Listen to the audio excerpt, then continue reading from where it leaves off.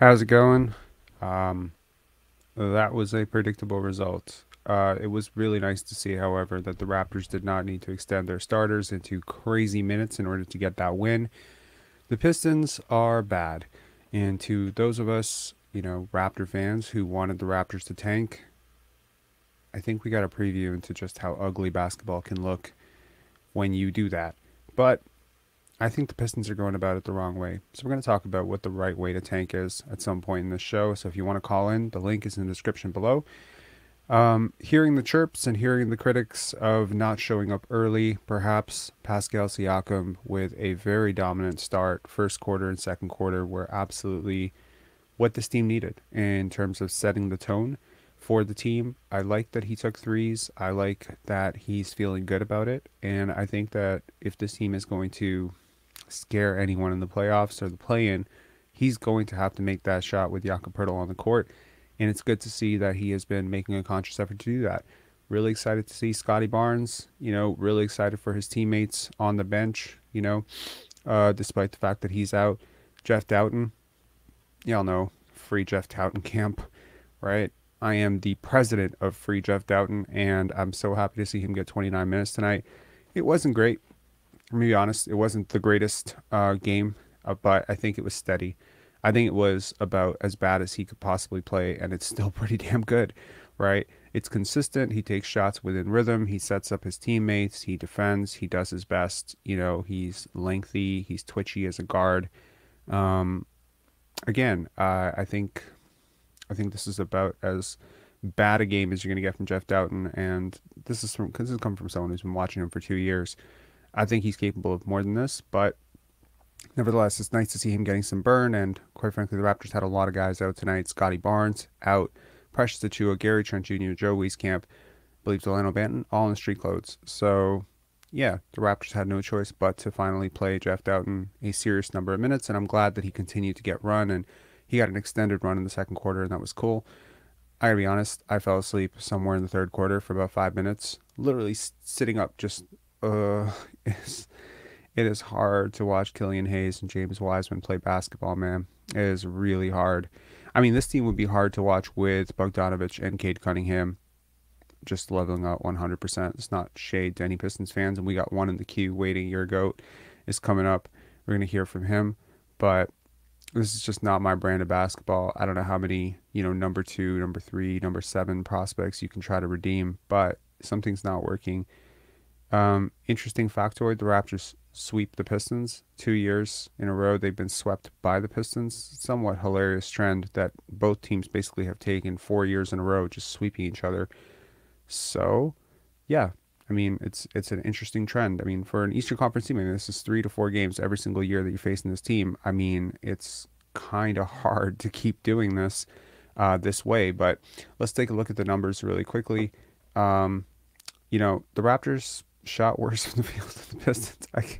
I can't, man. I can't.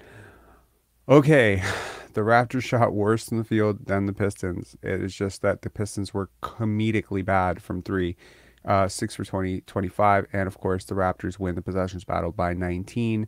A lot of that can be due to the hustle of Chris Boucher, who just had a brilliant game, and I'd be remiss if I went 7 minutes into this live without mentioning Chris Boucher's energy and hustle and just the speed with which he approaches everything he does, from getting up off the bench to sprinting to the scorer's table to sprinting up and down the court. I mean, hustle and effort is not something that you can ever fault Chris Boucher for.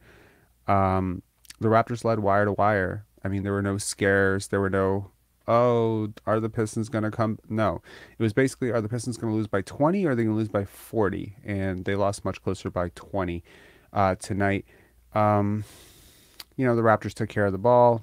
The Pistons had twice as many turnovers. I mean, it's hard to say this with a straight face. It's just a really bad team, okay? Like, I'm not even trying to throw shade, but let's look at the game for Pascal Siakam. 1 assist shy of a second straight double-double.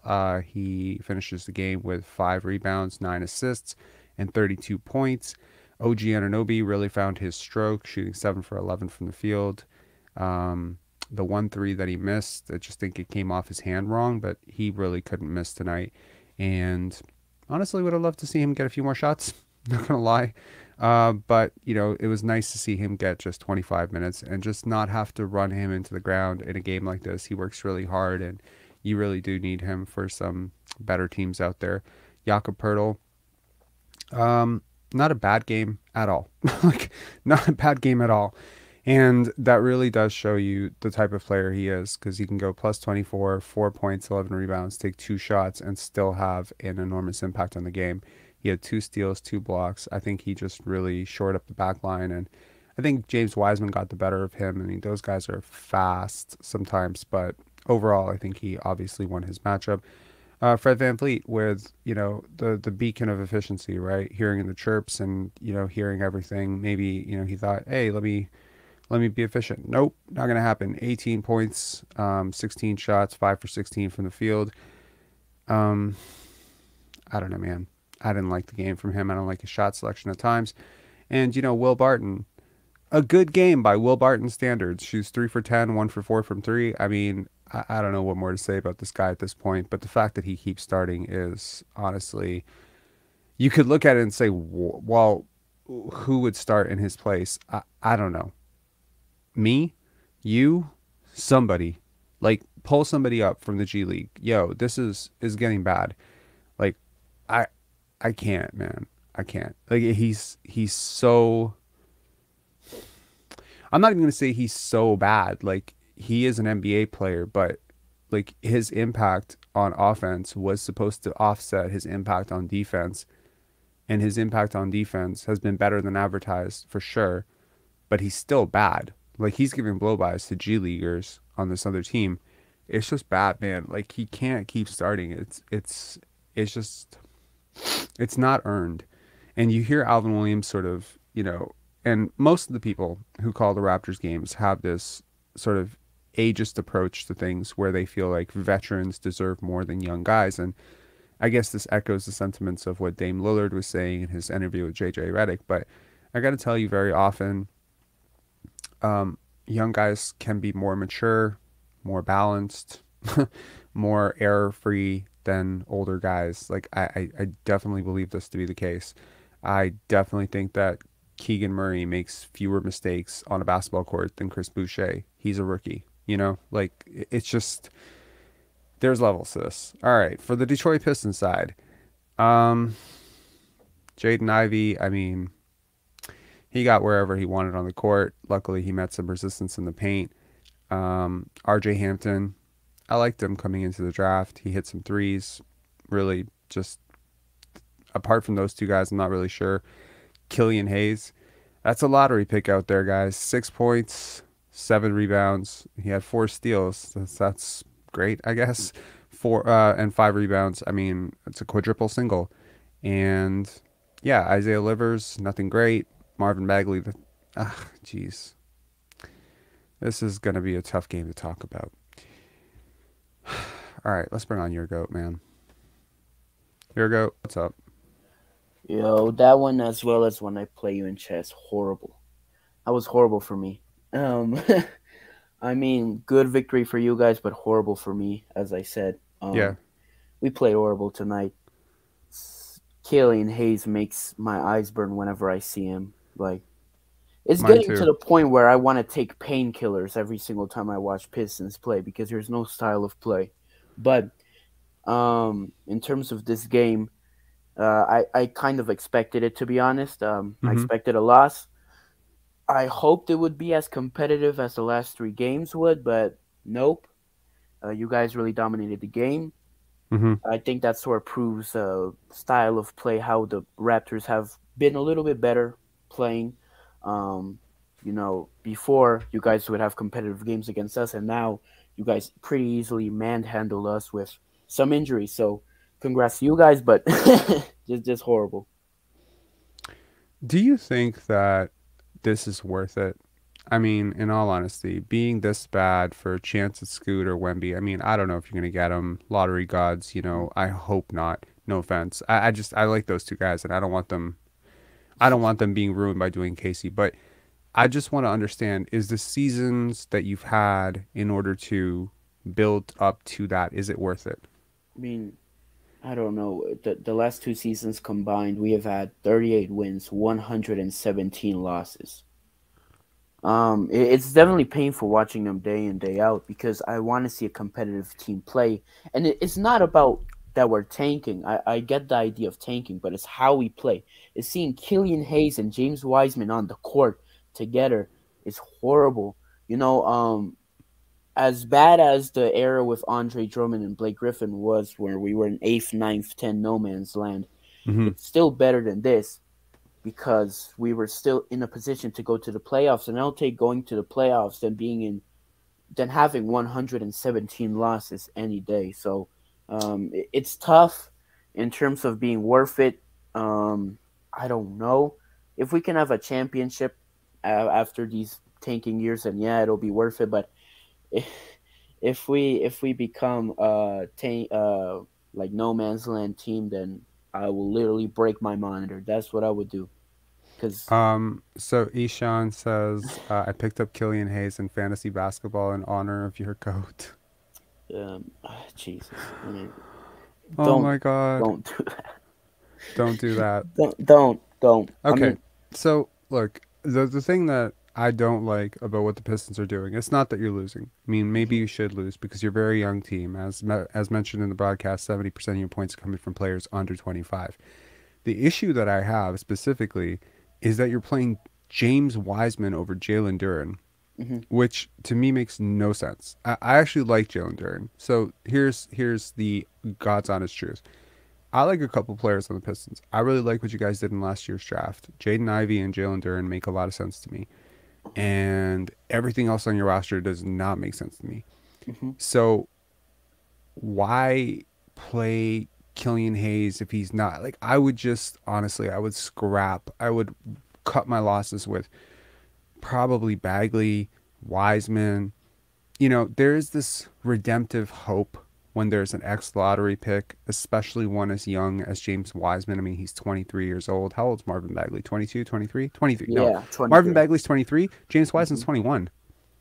mhm, I mean, it's crazy to say that out loud that you're just wiping out or like writing off players this early into their career, especially those as talented and as athletic and as physically gifted as those two. I mhm, mean, I can't think of a player as physically gifted other than maybe Precious Achiuwa on the Raptors as James Wiseman, mhm, right? Same thing with Marvin Bagley. He's very physically gifted. Is some of the stuff he does on the basketball court is unfathomable. But the impact that these two players have on winning, their basketball IQ, just their general like two-way impact, and it's abysmal. So mhm. I would rather build from scratch. I mean, Jalen Duren's the youngest player in the NBA. I would build around him and Killian Hayes and maybe Cade, and I'd bring in like low-level vets, maybe not Corey Joseph, but like I don't know. I'd be looking at like EuroLeague guys and Yep. maybe like yeah, if you want to give someone a second chance, why not give someone a second chance who's playing overseas, who maybe has some basketball IQ. Like I think it's just one of the things that I think young teams don't understand, and this is speaking specifically to the Detroit Pistons and the Houston Rockets, both teams which have players that I really like on the teams, is that these early years set the tone of habits. You Mhm, look at a guy like Pascal Siakam and his habits, especially when it comes to work ethic, specifically when it comes to work ethic, are impeccable, right? How much of that is set by him having vets who had great habits and held him to a higher standard? Well, who's the leader in Detroit other than Dwayne Casey? I mean, who's your leader on your team? no one. I mean, uh, the only guy I like in terms of winning basketball kind of is Bogdanovich because he won in Fenerbahce when he was at EuroLeague. So kind of won in the EuroLeague, but he has been a good player in the NBA. But in terms of leadership, championship quality, like Right. skills, no one. And that's the problem I have in exactly what you're saying. What about Corey Joseph? He's not doing anything for you guys? Defensively, he's one of the worst players I've ever seen. Period. Like he's been horrible. I like his offensive skills, but I don't know about Yo, you being. gotta you gotta limit the jokes when I sip the coffee. I'm gonna spit the coffee out, and people are gonna have a lot of fun with it on the internet. I also found Corey Joseph very frustrating during his time with the Toronto Mhm. Raptors. I found him to be really annoying to watch. So, Anyway, And it's like as you said, I mean, watching James Wiseman over Jaylen Duren is horrible because people in Detroit, they see the stats of James Wiseman putting up 15 points and it's like, that's great, he's playing great. No, he's not. Yes, he can put up some points, but his defense has been horrible. You look at Jaylen Duren, although he hasn't been that consistent offensively, look at his rebounding, look at his defensive IQ. He brings much more to the table than James Wiseman, and he's much more younger. Um, Not saying that we should give up on James Wiseman completely. I would like to see him on the bench maybe, but I don't know. And Killian Hayes, get him out. Get him out. Jaden Ivey would be much better point guard than Killian Hayes, and that's not even his position. your You goat know, wants to deport Killian Hayes. go back. No, yeah, go back to the EuroLeague. Like, come on, like it's horrible to watch, dude. Oh, the Actually, parallels, the I don't want. parallels to Raptor fandom are Yeah, intense, bro. Like, actually, because everything you're uh, saying about James Wiseman, like the fan base, hyping up the numbers is what we're beefing about here, is yeah. what do points and rebounds equal when the defensive impact and the connectiveness on, all that stuff is not there. Mhm. Um, but yeah, but I mean, it's a way for casual fans to sort of follow the game, right? Like, Yeah, how are you supposed to sit there and dissect all these analytics and stuff? You're just going to say this guy had 20 points and 18 rebounds. He's a good player. And James Wiseman is fully capable of doing that. He is yeah, fully capable of giving you a night with 20 points, 18 rebounds, 4 blocks, and zero impact. And people have a difficult time wrapping their head around how a guy can have those kind of numbers and have zero impact. yeah. But it's pretty awesome that you being, I mean, how young are you? Like 20, 18, 19, something like that. I'm Um, 16. you holy shit, you're 16 years old. What are you doing up? I gotta start telling you to go to bed. It's your bedtime. You go. Well, You. I don't got school. I'm just kidding. Don't I'm an worry. A plus student, bro. You're that's sick. You're an A+ student. That's amazing. And I mean, you're 16 years old and you get it. I feel like so many Raptor fans don't get this. I feel like so many Pistons fans, NBA fans in general, don't Yeah, get this. in That the general. numbers. How do you understand this at this age, at 16? Well, I mean, yeah, I just love basketball. It kind of transitioned from football because I love soccer so Mm-hmm. much, and I don't really care about the numbers. I'm a huge soccer fan, so I see more than just the numbers, right? Um, but and that sort of transitions to basketball, where I don't, as much as the numbers are important, I still look at the level of play and impact. You know, impact that James Wiseman brings does not bring winning, and we need winning because these first few years are the foundations of our young players, as you said, Jaden Ivey and Kate Cunningham. If all we see for the next 2 3 years and all the players see is losing, they're gonna become losers. They're gonna have the mentality of losing. So, Mm-hmm. and especially when we don't have any good vets. If Corey Joseph is your vet, then Jesus Christ, your defense is gonna be horrible. Probably, like I don't know, but it's hard to see. It's hard to see. Okay, in closing, I wanna wrap this up with a quick Cade question for you. Hmm. From what you've seen from Cade over the last 2 years, please disregard everything that I have ever said about Cade or what you think I want to hear or whatever. Just I want your opinion. Mm. What do you think this team can be if Cade is healthy next year and you guys get something in the draft? Maybe not the first overall pick, but maybe you get the second, third, fourth overall pick, and maybe you get a free agent, and you stop tanking. Is Cade the guy for you guys? Have you seen enough from him so far that you think he can actually be a franchise guy? Next season, if we have all that, we're probably going to be a 30-25 win team. Just like 10 more wins in this season. Because our coach, how we play, our winning mentality, no veterans, still having Killian Hayes, James Wiseman playing over Jalen Duren, which is the coach's fault. And if Dwayne Casey stays next year, then we're not going to be a playoff team in the slightest. We're going to be probably a 25-30 win team with some improvements, but still, I don't think I like Cade a lot. He can maybe be the future for the Pistons. I really do like him, but if we have Dwayne Casey and Killian Hayes and James Wiseman still here with our losing mentality and no vets, Yeah. then we're not going to be anything. I'm sorry. All right, Like, man. All right. Well, I'm glad you guys got a loss for the tank. Happy for Raptor fans who want wins right now that they got a win and something to cheer for, because losing to the mhm. Indiana Pacers last game was probably rock bottom for a lot of fans. But anyway, all right. Thanks a lot, man. Hey, one Cheers. last thing. I'm 500 elo. Amazing. I'm falling off a cliff. So yeah. Really? So we're Yep. gonna draw again, probably. All right. Yo, you understand logarithmic scales? Do you understand the difference between like an 1100-ish player Of and course, a 500? Okay, good. of I'm glad. course, I'm glad. of Because course. I was about to take back all the compliments about you understanding numbers. All right. All Okay. right, all right. Have a Peace. great night. I will Have a play good one. soon. All right. We'll play Have a soon. good one. Okay, bye. All right. Next up, we got Lane. Lane, what up? Yo, yo. Oh shoot. Um, I I don't know if I want to talk about tonight's game. It's an expected win, but what I do want to ask you is, were you able to watch any Brice Sensabaugh film or look at the numbers? No, I didn't. I thought about it and then Okay. I didn't. I'm Okay. sorry. So I'm here to spread some more propaganda, if you don't mind. Oh my God. He shoots 48% from the field. He's 6'6". He shoots 40 from three. A three-level score. Like, and Raptors fans who may have not watched this guy before, think of a guy in Justin Champagne's body, right? But shoot, I'm trying to think who I compare him to, who's like an ex-Raptors player, but has like DeMar DeRozan like athleticism. It is insane. Like the dude has potential at the gym. The only reason why I don't think he's higher in this year's NBA draft is one because he's only a true freshman, so he's 19, so he's super young, and two because he was only a 4-star coming out of high school. And yes, that's high school, but there still is a bias behind some guys, and what their high school rankings were going into No, the that's for sure. But he also has a 34% usage. You do know that. yeah. Oh, for sure. Because okay, so all right, here's my rant. So Holtman, our coach at Ohio State, multiple times through the season, we would go through dry stretches because he was our only like sense of offense, right?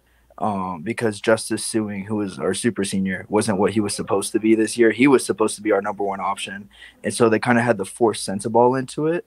And the fact that he was not only as efficient as he was as a true Hmm. freshman, but was able to lead the charge and turn the season around and actually take us to the Final Four in the Big Ten tournament when we were expected to lose first round is just was insane to watch. And the only reason we probably didn't beat Purdue is because he was hurt and he was out the last game against them. So I mean, I'm I just mean, here. his numbers are crazy. I'm here to spread the Do you know his propaganda. wingspan? Oh gosh, do you mind using Google for me real quick? I mean, his wingspan wouldn't be readily available on Google. He hasn't Okay, done a pro. He hasn't done the combine yet. I'm sorry, I have not. I don't know his wingspan. All I know Hmm. is there's he laid down posters at least 2 or 3 times this season, like over people. Like it was insane. Like the guy's athleticism is insane, and his maturity for a freshman, for him to take a lead role on a team that's slipping and try to drag us out of a grave mid-season was insane.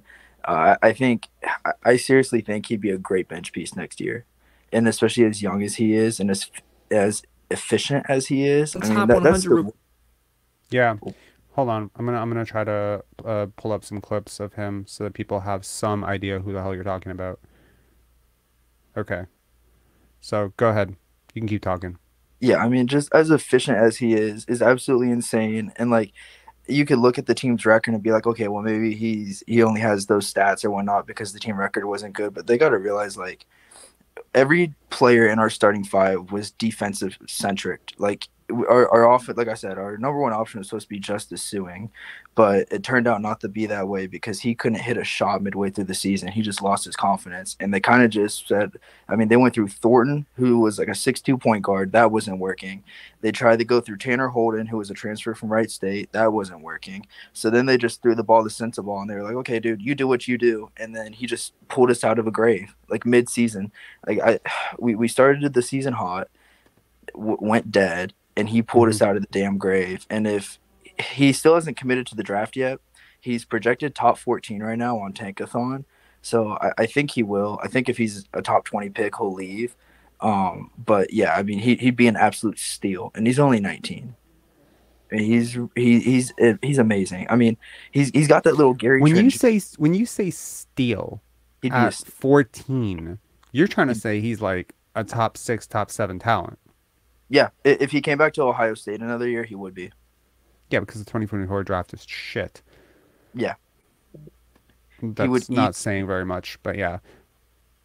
I mean, someone's Yeah, asking how his defense is. Honestly, I mean, how is it, his it's mid. defense? It's mid to low. But It's they had him low. play. They had He's him a playing zero. on. He has 0.8. So his box plus minus is 8.6, which is impressive.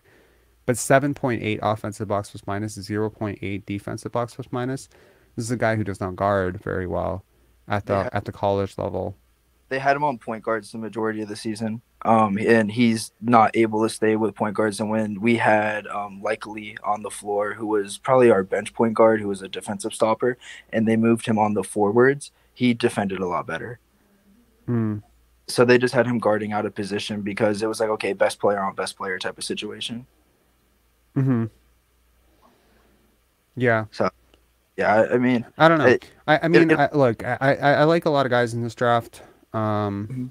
I'm not sure that a bucket getting, isolation scorer is necessarily what we need, even though it's probably what looks very appealing to I'm just people. pushing the propaganda as an Ohio State fan. I'm just pushing the propaganda. But why? I, Masai I'm, I'm Ujiri isn't watching this. Who cares? I know, I know he's not. I wish he would. If he would have been watching the tape last year, we would have not traded for No, that. I get it. Look, like I mean, like these ideas, like Mhm. us pushing Dyson Daniels, and then suddenly the entire fan base talking about Dyson Daniels, talking about Jakob Poeltl 2 years ago, and then suddenly everyone's like, oh, Jakob Poeltl, Isaiah Mhm. Hartenstein. There are names sometimes you mention, then people get excited about it.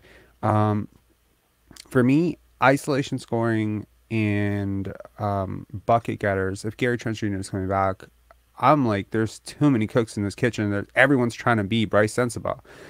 Like to me, it's like this guy plays exactly like we play, at least from what I'm seeing. Granted, I haven't watched much of him. I've watched exactly one game Mhm. all year of him, and I didn't walk away thinking, "Wow, that's a guy I really want to draft." And you compare him to DeMar DeRozan and Gary Trent Jr. I think it's the last type of guy this team needs. This team needs like a Drew Holiday type, and that's No, where I like Cason Wallace. I 100% agree with you. I'm under the assumption of if we draft Sensabaugh, we're losing Fred in the offseason. That's what I'm under the assumption of. So then Gary's back in the starting lineup now, and you kind of have that scoring punch off the bench. He did have Okay. he did have some high assist numbers too when like towards the end of the season when they put the ball in his hands more and let him be a playmaker. But like I said, he's only 19. He's gonna Hmm. grow. I mean, the bias in me, I want him to come back to Ohio State because he will be a top. I think he'll be a top 5 pick next year if he stays. But Hmm. if he goes now, I'd love the Raptors to pick him up. I would hate to see him go to a team like the Wizards or something like that, and then like Have you had be a like chance to a watch Cason Wallace play? yes, I have. I've had a chance to watch a few people. I like Cam Whitmore a lot too from Villanova. Hmm. Um, I can't say I'm a huge fan. What about Brice? What No, what wait. Hold on. Not Brice. What the hell was his name? The guy that everyone wants us to draft, whose name is slipping my head off. Keontae George? Yes. Yes. Yes. I was thinking about Bryce Okay. McGowan from last year. So he's super talented. My only thing Hmm. with him is he gets a lot of his shots created for him. So like especially at the rim, open threes because they have that 5'8" point guard named like it's something Norrell. I mean, the kid had a 20 almost a 2020 game Right. in the Sweet 16. He had a 2019 game. So that's my only worry with him. I mean, he's super talented. He finishes his looks, but the thing is, like, if he's not going to be just straight shoot, um, I mean, what's his upside would be my thing. I mean, he's super talented, like I said, and he's super young too. And it's amazing how he had that injury. Well, not even that injury, but that freak accident at Florida 2 years ago, and Yeah. here he is, top NBA prospect. Here's some Cason Wallace tape for anyone who's kind of curious about watching Cason play basketball. I love him. I love him a lot. This is this is my guy. I don't know. Like I'm going in a little too early. I think I need to study more, but I've liked him throughout the entire process. Him and Anthony Black have always just stuck out as this is a Raptors player, right? Um, so yeah, I'm not sure if Keyonte George is that. I'm not sure if Brice Sensabaugh is that, but yeah, I don't For know. sure. I mean, I don't know. there's a lot of talented isolation scorers at the college level. Cade was a talented isolation scorer at the college level. It doesn't translate. What makes you think that Brice can translate up to the NBA level? Because getting shots off against college, not being able to defend in Right. college, I think that does not necessarily bode well. Great for like, what's his ace skill to level up to the next level? Youth and efficiency. I would be humming a completely different tune if he was like a 40% from the field, 30% from three kind of guy. Hmm. But his shooting, I mean, his touch, he hits his free throws at a high rate. That usually is a really good sign that he still has room to grow. And the fact that the kid's only 19 and he came out a star, and his growth between his high school senior season and his freshman college season is way through the season. It looked really good.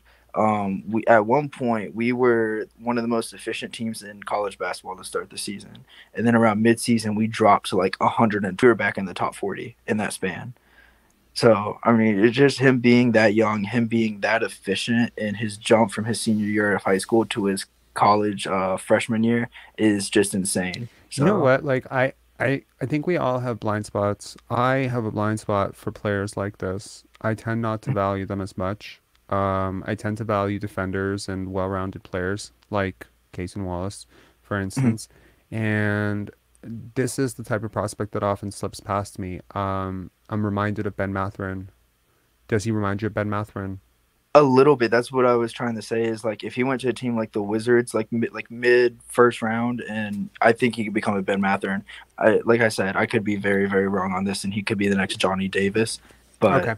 So here's a hypothetical for you. Let's say this same prospect had the exact same year, but on a timeline that's 2 years back, and he enters the 2021 draft.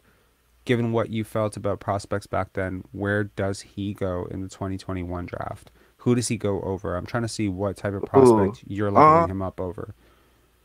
shoot, So, let me just say the name, and you just tell me if he goes over him or not. Does he go over okay, Cade? no, Does he go over Jaylen Green? no, Evan Mobley? no, Scottie Barnes? no, Franz Wagner? no, Jalen Suggs? yes. Okay, so that's interesting because immediately, like, if he goes over Suggs as a Mhm. prospect, then you're saying he's a top five pick in that draft, or well, he's a top six Oh, pick in that. yes, yes. Okay, my fault. Yes, yes. At You the get what I time, mean? So like, so I'm trying to understand where he would have gone. Like, would he have been like around where Moses was picked? Like Moses Moody was picked 14th in that draft. Would he kind of go there I think he'd go anywhere from 9 to 12, in my opinion. I in think that coming out, draft? I think coming out, he was a okay. So like, not where Josh Giddey was picked, but he's a very Josh Giddey type of like unknown, but he's done this here and he's done this at a high clip here. That like not Josh calling him Giddey did it as a pro though. right, right, Jo- right, but not calling him Josh Giddey at all. But it's like okay, he's done it here. Can it translate here? I think he has that kind of unknown about him. He's not mm, raw like a Kaminga. He's I mean Moses Moody actually is a solid comp, more or less. interesting. More Okay, or less, it's a solid comp. Like but pick wise coming you think out. he's more athletic? Oh yes, way more. I'm just talking about like the hype coming out. Like that's a very very solid comp in the 2021 draft. Would be like a Moses Moody kind of pick. I'm actually super high on Moses Moody. Actually, I think if he was on like a team like the Raptors, I think Hmm. he'd be like their seventh or eighth man. Okay, now that we've cracked this, can of worms open. Is there another player apart from Brice that you think, and Case and Wallace, that you think fits the Raptors' style of play and what they need, especially if Fred VanVleet is indeed on his way out? So I would be looking for I'd be looking for efficiency first and foremost and finishing plays. So if that's corner threes, if that's at the rim, if that's making that extra pass, for sure Keontae George. Keontae George is your guy, for sure. Because he's been able to do it with a high level point guard like Norrell before. He showed that in college. Mm-hmm. Um, I understand where people may be turned off of him because of his age. I don't think that really matters as much because, like, you look how many good players in this past year's draft went later because of their age. Right. Like, and I hate to bring it up because everyone's been talking about it, but like Andrew Nemhard, you know, I mean, it feels like I know I feel like we have a Canadian bias towards some guys, but we get the wrong Canadians. You know what I mean? Like I hate to say it that way, but like we just get the We wrong. got Corey Joseph, but I Oh, mean Chris Boucher is pretty good, man. no, exactly. I love Boucher. I love Boucher. His energy is great, and as a coach, I love to see it. I love to see. He had a great night tonight. I'm so happy for him. He deserves it. Yeah, here's some Keyonte George highlights for anyone who's curious about Keyonte. It's ups and downs. Some days So, good, some days bad. But Zach has to be consistent. okay. I mean, So just finishes. He just finishes buckets. I mean, that's what he does. That's what he does. And if we need, not saying he's Grayson Allen, but he's like a Grayson Allen type of guy. Like when you see him wide open, you're like, oh, that's going in. You know, you know what I mean? I don't know. That's just yeah, how, I mean, I could see the fit, but again, I'm curious. How's his defense? it's actually pretty good. It's actually pretty good. They usually have him on the first or second best player. Usually when he gets heated up, they'll kind of hide him on defense so he doesn't exert that much effort. But I mean, he can guard. He can guard 1-on-1. He can run a zone. I mean, it's college basketball. That's pretty much all they run is zones. But yeah, he's a pretty solid defender. He's for sure a better defender than Brice, but not as good as an offensive player as Brice, if that makes Yeah, sense. that makes sense. Were you surprised that San Diego State won today? No, not at all. Brandon Miller has had a terrible March Madness, and once they played a team that not only played defense but would make him pay for his mistakes, I knew it was gonna be over. I actually told my I friend. listened to a 35-minute interview with him. I like listening to interviews because I think that it can be extremely telling in terms of, revealing certain characteristics of a person, right? Now, I don't want to get into too much body language stuff, but like when somebody is asked a question and they start to, rub their hands a little bit, you can tell that question makes them a little bit nervous, defensive. If somebody fumbles over certain things, they use the words like, kinda, I don't know. You can tell that there's unsureness. When you can sort of see their breathing pick up, you can tell that there's a lot of anxiety. So if they're asked about something and there's a lot of anxiety around that, you're like, they're really anxious about this. I try to not take people at what they're saying, rather, sometimes even how they're saying it or what they're not saying.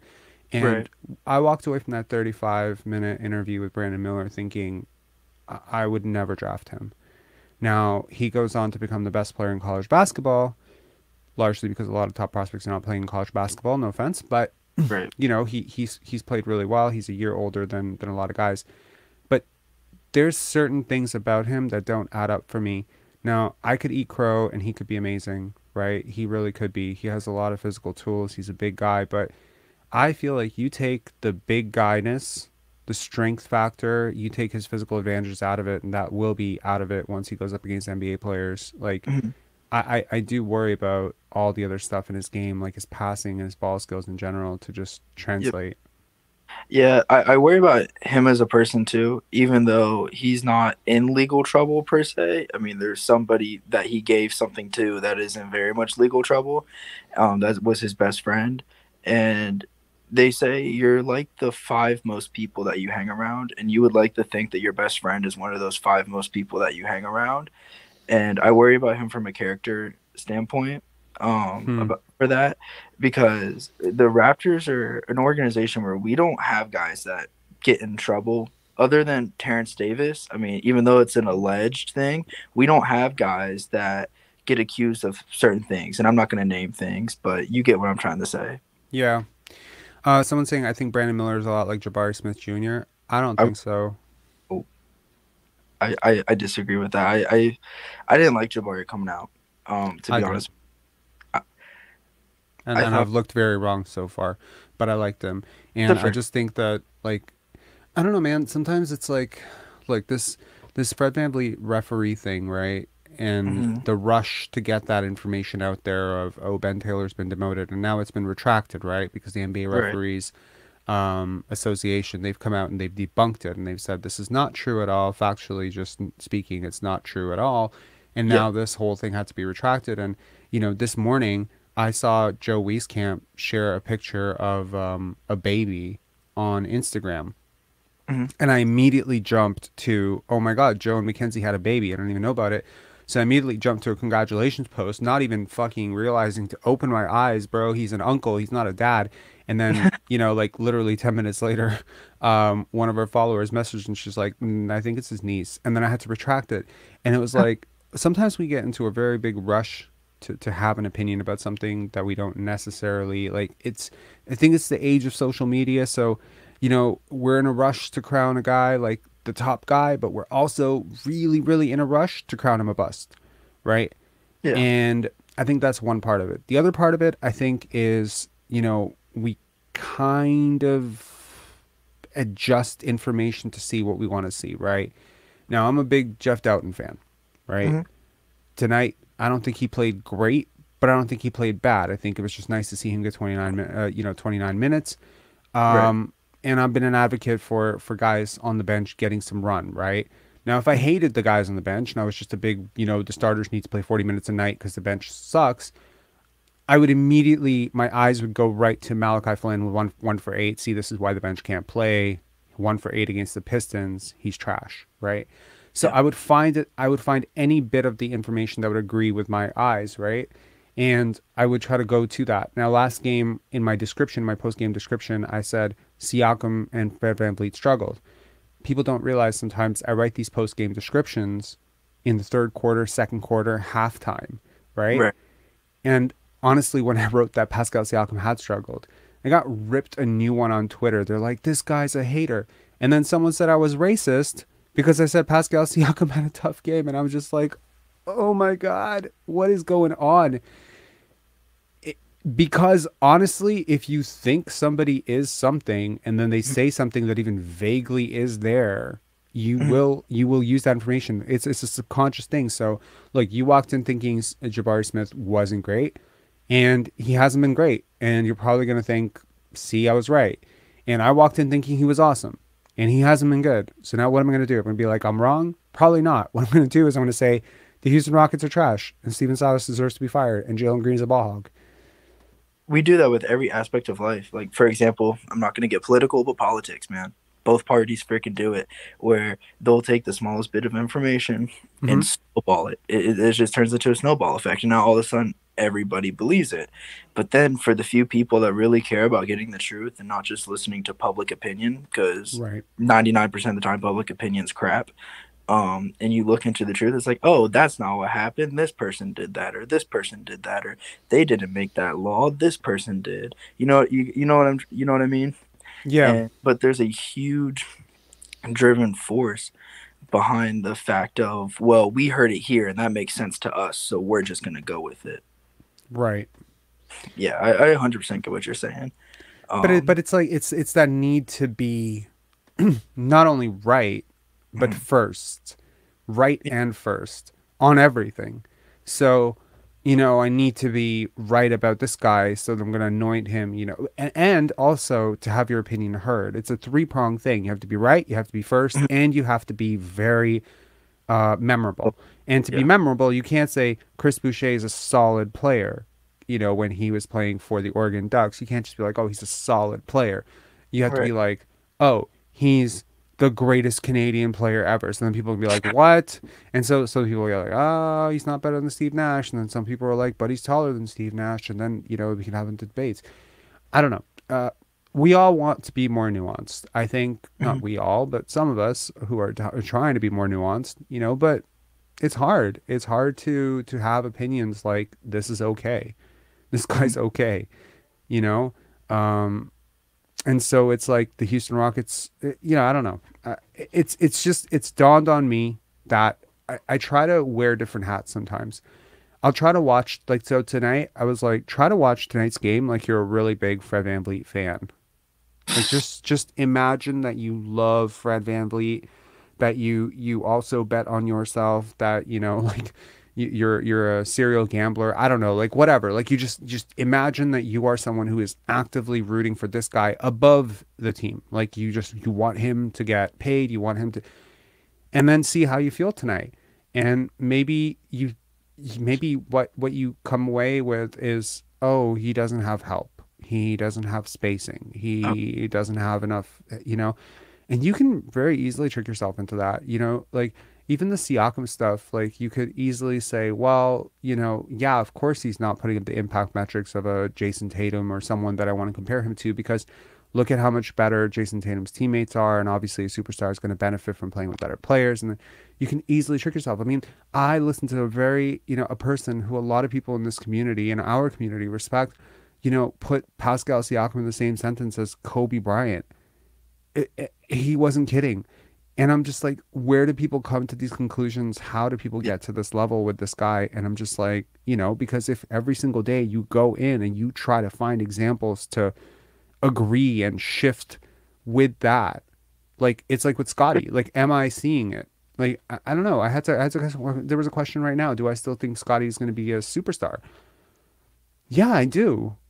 But like, there's a part of me that's just like, but if I didn't, would I even know it? You know, at what point, you know what I mean? Like, he hasn't made that jump, but I'm obviously, like, for instance, like right now I'm invested in the idea that Scottie's going to be a superstar, right?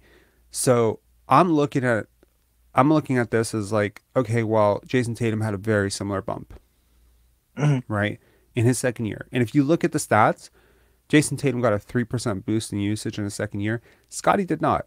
And Scottie's numbers and Jason Tatum's numbers through their first 2 years are remarkably similar. Okay. And then Tatum takes that huge jump in his third year.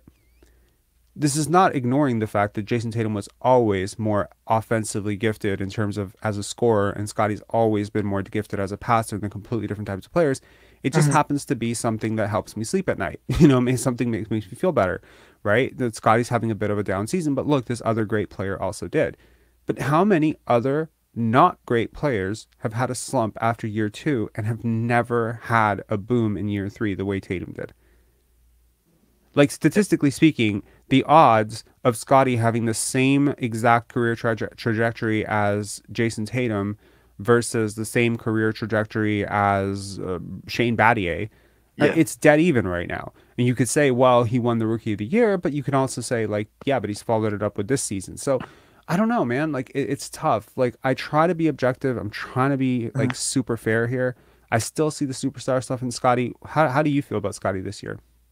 I'm not as down. Like I said, I always say even Keelan guys, I'm not as down as him as most are. I mean, I'm not going to sit here and say that he's a future superstar, but I'm also not going to sit here and say he's the next Michael Carter Williams. I think Scottie. At the end of the day, I think Scottie will be Scottie. That growth. That's a tautology. Scottie will be Scottie is a tautology. You're saying nothing. You're saying absolutely nothing. But who can you compare him to that has played the game before? You can't, right? So there's like no like okay, for example, Kobe and Tatum, like you can compare their play styles side by side. DeMar and Jordan, you can compare their play styles. I'm not calling either of them each other at all, but you can compare their play styles. Those are two very comparable play styles. You can't compare Scottie and Nikola Jokic, Scottie and Draymond Green, Scottie Domantas Sabonis, Scottie Magic Johnson, Scottie Pippen. There's a lot. Okay, no, the Magic Johnson. Giannis, Kawhi. I don't think he's Giannis. I think he's a very different offensive player than Giannis. I think he's a lot smarter offensively than Giannis, and that may be a hot take to some people, but I think he's a lot smarter, but I don't think he's as gifted as a scorer as Giannis is. He's gonna be what he is. I think his ceiling is superstar. I think his floor is third option on a championship team, which is still a damn good player. That's just where I'm at with him. I mean, like I said, it's going to take to about year 5 for us to have an answer on him, if you want me to be honest with you. It's not going to be like most guys where it's year 3 or 4. It's going to be year 5 because he's a very different player. He has a very, very different skill set, and it's really not – his passing's modern NBA, but his scoring very modern NBA, if that makes sense. Okay, I'm gonna list out every Rookie of the Year for the last 21 years. I'm assuming that you're familiar with Elton Brand, you're familiar with league history. I know you're pretty young, but like you've gone back and you know these guys. Okay, so it is very rare for a rookie to be the 3rd or 4th option on his own team and win Rookie of the Year, to the point where I don't even think it's ever happened before. Elton Brand, Chicago Bulls, he was the 1st option on that team, if not 2nd option. Mike Miller, 2001 Orlando Magic. He was also the 2nd option, I believe, behind Tracy McGrady. Pau Gasol, Memphis Grizzlies. I believe he was also the 2nd option. Amari Stoudemire, Phoenix Suns. Yeah. That's probably like third, fourth option, but you know, I think he was playing. Actually, I would be very curious to see that. I don't know where he was on that, but 2002 draft, I think, was probably not the great. Well, actually, no, he beat out Yao Ming, but I think that was due to injuries. Okay, LeBron James, definitely first option. Emeka Okafor, Yep. first or second option. Chris Paul, first or second option. Brandon Roy, first or second option. Kevin Durant, by far first option. Derrick Rose, Yep. first option. Tyreek Evans, by far first option. Blake Yes. Griffin, first option. Kyrie Irving, first option. Dame Lillard, first option. Michael Carter Williams, first option. Andrew Wiggins, first option. Karl-Anthony Towns, first or second option. Malcolm Brogdon. Brogdon is perhaps an example of someone who won not as a first option, but he won in a historically terrible draft, and Yeah. he averaged 10 points per game Yes. as an upperclassman. Yes. So, yes, Ben Simmons, first or second option. Luka Doncic, first option by far. Ja Morant, first option. LaMelo Ball, first option. Scottie Barnes, fourth, fifth option. Fifth option. What's so crazy about that draft too, well, at least that rookie of the year race, is that Evan Mobley was probably the third option on that Cavs team too, and they were 1 and 2. I mean, it's the closest rookie of the year race of all time, and both of the guys that were 1 and 2 were the third or fourth options on their teams. Yeah. It's crazy to me. Like, I'm so glad someone brought it up in the chat, but like, it's hard to do. And it wasn't like it was a terrible year. It was supposed to be like a generational draft year, but Franz had a good year. Giddey had an okay year. Evan Mobley had a good year. Cade, Jalen Green. I mean, there's plenty of options. Look at the numbers. Like, look at the names on that. Yeah. So I mean, yeah, I'm not seeing anybody like Scottie was fourth or fifth on his own team in usage. I don't think I would love to do the math on it, but I don't think if I went back that any of these guys who won Rookie of the Year were fourth or fifth on usage on their own team, other than maybe Malcolm Brogdon. Yeah, I would agree. And hot take is, if this was mid 2000s for Rookie of the Year race, Jalen Green would have won it for sure, because of the culture at the time was very different than it is now. The past year Rookie of the Year race was centered around winning. And actually, I think Scottie's a better player than Evan Mobley last year. This year, I think they're about even, just in terms of the year they're having. But last year, what won Scottie was that the Raptors were hot at the end of the season and the Cavs were not. The Cavs played themselves out of like the 5 seed, and the Raptors played themselves up to the 5 seed. And when you really look at the splits, I mean, a lot of the voters, that's what it came down to, was Scottie contributed to the winning. And at that point, actually, through the last like 15, 20 games of the Raptors season last year, there's a good argument to be made that he was the second option on that team, right behind Siakam, because Fred was in and out of the lineup. And even when he was in, I mean, he was just not efficient at all. He was not himself. But not making shots doesn't making more shots than the guy who's taking terrible shots doesn't make you a second option. I'm saying that last year, if you look at the Toronto Raptors on Basketball Reference, I'm just going to pull it up. If you look at, perfect, 21 and 22. That's amazing. They actually pulled it up for me. They were like, they're listening. Okay, so let's see. Where was Scottie? So I'm gonna rank out Scottie in terms of where he was. So in terms of points per game, he was fourth. No, fifth. He was fifth on the team in points per game. Yes. In terms of, hold on. Okay. So in terms of field goal attempts per 100 possessions, he was sixth. Yeah. Sixth per 100 possessions. I mean, in fairness, he was behind Goran Dragic, who barely played, so really he was fifth. That's firmly fifth option. Now, like, what about playmaking usage? So in terms of usage last year, 26% Siakam, 24% Van Vliet, 22% Gary Trent, 20.5% OG. 19%. Look, every single stat says he was a fifth option. Is there any way to subsidize that down to like the last 25 games of the season? Because that's what I really felt like he took that. Like he soared. He did, and his usage went up a little bit, but he wasn't like the second option. Yeah. You can say he was the second best player on some nights, but Mhm. no, like he wasn't the second option. And honestly, like you could make it a solid case before Siakam came back from injury that he was their second best player, or Mhm. even their third best player. Mhm. Because Gary Trent Jr. went through, again, guys go through slumps, but we have to look at the Yeah. whole season because that's how they vote, right? Right. And Exactly. on the season, like he was your fifth option. Now I'm just gonna pull up, and also Malcolm Brogdon, the year that he won, people may not remember this. Do you know how old Malcolm Brogdon was the year that he won Rookie of the Year? 24, right? Yes, he was Yeah. 24 years old. Yeah.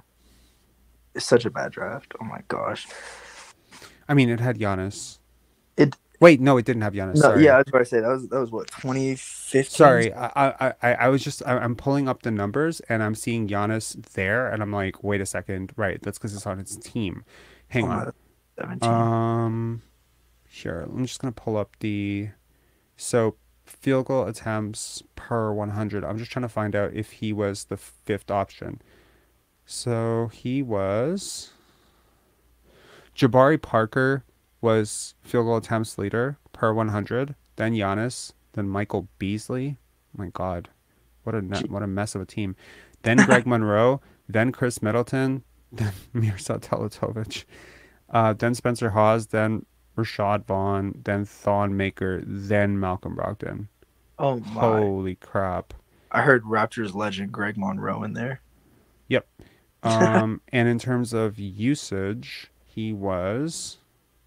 Yikes. Okay. So Giannis was number one in usage, as he should be. Then Jabari Parker. Then Michael Beasley. Then Greg Monroe, who played 81 games. What?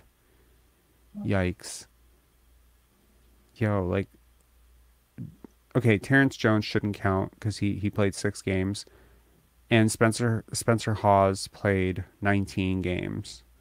So really, he was like 7th. Yeah. He was 7th in usage on his team. Okay, I mean, like that's crazy too, but he averaged. But no one expected Malcolm Brogdon to become a superstar. No, and he was 24. But so like, I don't know. Now I'm cherry picking stats, but Scottie Barnes is the only rookie to be 20 years old or younger who's ever won Rookie of the Year as a fifth option. There we go. I've created a stat. Yeah, if I'm being honest though, maybe that's a good thing for him. I think, not saying that this is a championship contending team, but I think playing winning basketball as a young player goes a long, long way. As we're seeing right now, like you look at the Houston Rockets, look at all the young talent they have, and they don't know how to win a damn game, like at all. Like it got to the point where the vet on the team, Eric Gordon, he's not there anymore, but they were asking him like, what do you see in terms of development and growth in this team? He said, nothing at all. I see nothing. And then you look at Detroit, like, I mean, it's the same thing with them. And I think that, yes, does being in no man's land suck? It does. But I think if you, oh gosh, it's going to pay me to say because it's so off my brand, but I think you take Fred VanVleet off this team and they're a 45-win team next year. I believe in Pascal Siakam. I believe in him as a second option. I believe in Barnes to take that next step in the next 2 years. Yeah. I believe Gary Trent Jr. and OG Anunoby can be that third, fourth, fifth, wherever they want to fall on the totem pole. Options on a really good team. I mean, I don't know. It's just Fred, and it's not even the fact that it is the inefficiency, but it's the fact that like one night he'll have an amazing night, passing wise, efficiency wise, and then the next 5 games will just like it feels like he's like just trying to center that energy from the one really good game he had, and he just doesn't know when to give it up. It's like tonight he went off the floor. Guess what happened? Siakam started going off, making plays for his teammates, making plays for himself. Fred comes back on the floor, beginning of the third quarter. With all of them, we went on a drought. We went on a huge drought. We only scored 20 points that quarter. I think the team is just so much better when he's off the floor. I really do. and I think numbers back it up. I mean, like Numbers do not back it up. The numbers say that the team is better with him on the court. right now with yes, actually I could see that. Because everything is optimized around him. They're scamming the numbers at this point. In my opinion, I feel like the numbers are being rigged, and I've gone into it before. But look, let me give you an example. Jeff Dowtin has the ball, right? He calls for a screen. The screen does not come. He calls for another screen. Pascal Siakam, instead of setting a screen, fakes setting a screen and then just demands the ball. And then Jeff Dowtin takes a shot. Okay? Literally, I think 4 or 5 possessions later, okay, Fred VanVleet comes down the court, I think when he stepped in for him. Jakob Poeltl sets the cleanest pick in the history of the human civilization on Jaden Ivey, and he goes right downhill. And I'm just like, this is not fair. These are not equivalent possessions. So if you're gonna look, I can tell you right now that if I'm not stoking any conspiracy theories, please God, do not clip this on Twitter and then give me another 500 comments to deal with. But if you really wanted to, you can make one of your teammates look really good, or you can make one of your teammates look really bad, right? You can, right? You can refuse to catch passes. Like straight up, you could just refuse to catch a pass from a guy and he would have like 10 turnovers that day. The team concept, right? You could just not set picks for a guy. You can always pass to him off target. I'm just saying that there's a way for an offense to drastically cater itself to one person's strengths over another, right? You can run plays that disproportionately set advantages for one type of player. You can have a play style which is catered to one style. Like, I mean, shit. For anyone who's played NBA 2K, right? Like, if you've played My GM mode or whatever, and you go through the coaching thing, it shows you. If you play triangle, how closely does it match the type of roster you have? If you go for a flex offense, how much of a fit is it with your current roster?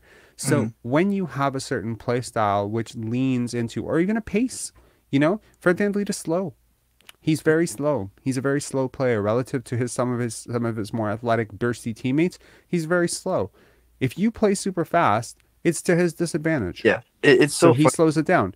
If you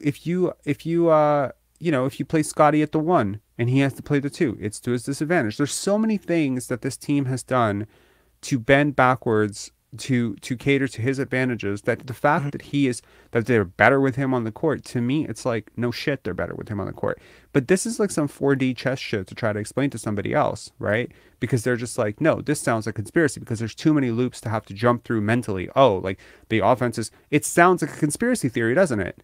The offense, because why would anyone do this, right? That's the crazy part. When people do crazy things, you make the other person who's calling out the crazy thing look absolutely insane, because you're just like, well, why would anyone disproportionately cater an offense to one person's strengths at the expense of 3 other players? Why would they do that? This offense does not cater to OG Anunoby at all. No, it's 100% in the record for sure. I oh my gosh, I know I sound like, well, back in my day, but like last year watching Scottie and Siakam, when Fred went down, like dragged this team up into the standings, was one of the most beautiful things I think I've ever watched. And was there a ton of holes on that team? Yes, there was. There was so many holes. It was exciting to watch. You saw guys who wanted to win, and that's the reason why I think Pascal works with Scottie. I became a Pascal fan. Do you know that? I was so pissed off watching him play in Tampa because he was terrible, and the bubble really did annoy me. And I was never one of the people who said the Beyblade stuff or anything remotely controversial about him in the bubble, other than stop shooting so much. But I tell you, like, I was very down on him. And when he came back last year, I think one of our first channel videos was about how much he tanked the defense. We were with him, like without him, we were like top 12. With him, we became like the worst defense in NBA history. Like, he single-handedly tanked that defense for like 5-6 games, and we lost so many games. And I went on this huge rant about him, but he changed. Last year, he changed. And when Fred VanVleet fell off and, started shooting 29% or whatever the fuck he was shooting, and he played so badly. And Scottie Barnes started to step up after the All-Star break, and Precious Achiuwa was getting like 39% from three, and I'm just like, this is the best I've ever seen Pascal Siakam play basketball. This is amazing. And did I? Yes. Go ahead. No, I'm so sorry. I did not mean to cut you off. Continue. I'm so sorry. No worries. And I was like, did I expect him to immediately turn around and become, better than Joel Embiid in the playoffs? No. But I think relative to the bubble, I mean, this was a solid playoff showing for him last year. I mean, he actually showed up in half the games at least, and even though there was a half where he was invisible, where the team really needed him, and a game where he was pretty much invisible. And I think he tried. He didn't look as shook or as rushed. And I was like, maybe there's some hope here. And then, of course, we come into this season, and it's different. He's different. His vibe is different. He's talking about different things. I think he's different because of Fred. I really would think he's because him with Fred on the floor and him with Fred off the floor is two completely different players. I mean, just the eyeball test tells you that. I feel like, okay, sometimes, but then sometimes it's not. Sometimes he really genuinely feels like he tanks the offense by himself, whether Fred's on the court or not. But I will tell you that my two favorite games this year, two of my favorite games, and possibly the high moments of this year, were Scottie running point with Pascal, with Fred out. I think it was San Antonio and Atlanta, those two games, and they were incredible. The pace was incredible.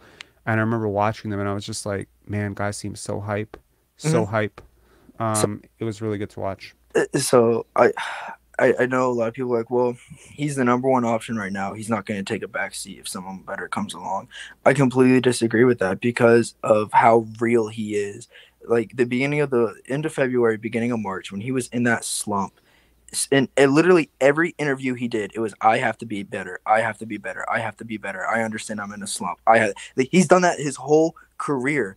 The bubble, he got freaking crucified. And I mean, not rightfully so, because some of the things that were said to him should never be said to another human being. Agreed. But he got crucified, and he came back the next year proving people wrong, and he never turned his back on the fans. He never, ever turned his back on the fans. He still talks about how much he loves those fans, and those were the same fans that were crucifying him in the bubble. He is the realest you can be, as one of the realest you can be as a person. And I love that in people. Like Scottie Barnes, he's not the most well-spoken person in interviews. I feel like he's in interviews. He kind of like, I don't know. I just don't feel like he's very well-spoken in interviews. But he's real. He's who he is. You know what I mean? Like he is who he is. Trent Jr. Trent Jr. is who he is in interviews. OG Anunoby is who he is in interviews, and you can tell who. So is Jakob. So is My fault. So is Jakob. So is Precious. So is Boucher. So is Precious. You can tell what kind of person someone is by how they talk. So is Joe Wieskamp. So is Jeff Dowtin. So is Malachi Flynn. Yeah. Shit. Yep. This entire team, really, like, I mean, look, Fred and Pascal, they unfortunately, they feel very linked. They feel too linked. I don't think to so. me. I can't. I don't see his same happiness for Fred that was there maybe 2 years ago, and I don't see Fred's same happiness for him when he succeeds. That was maybe there 2 years ago. Maybe that's me just trouble in paradise, or are you seeing what you want to see? This is the thing. Like, here's the thing. Like, Fred VanVleet has been. This is going to be hard for some people to stomach. Probably a better player this year than Pascal Siakam. Not the whole season, but at the very least for the last 3 months. You take out his cold start the first 2 months, he has been better. He's been better on defense, which is crazy to say because he hasn't been great on defense, but he's been better. Siakam's issues extend beyond his affiliation with Fred or whatever. His issues extend to he doesn't seem... I'm not talking about the personality. The personality, whatever. You can talk about it. You say he's a great guy. He's real. He's this. He's that. Has nothing to do with, being a franchise player, a max guy, or even being on a basketball court. You like him so much, follow him on Instagram. What I'm saying is his impact on defense has fallen off so much. His efficiency, his play style, the over dribbling. This is stuff that and also his clutch performances. These things must be addressed. His shot selection must be addressed at times. His tunnel vision. And, as great as he is as a passer in terms of where he started, he's still not elite. He's not an elite playmaker. Like, there are elite playmakers in the NBA, that make passes that he misses all the time. So his load and creation, if he sees himself as a top 5 guy, if someone put that in his head in order to get paid as an all NBA guy or whatever, if that's the goal, if that's, you know, the whole mantra is to take care of your family, get paid. Look, he's not the only one. Look, this channel is often very complimentary of the Boston Celtics, Jason Tatum, Jaylen Brown. Jaylen Brown just went on a press tour. Did you hear about it? Yes. Okay.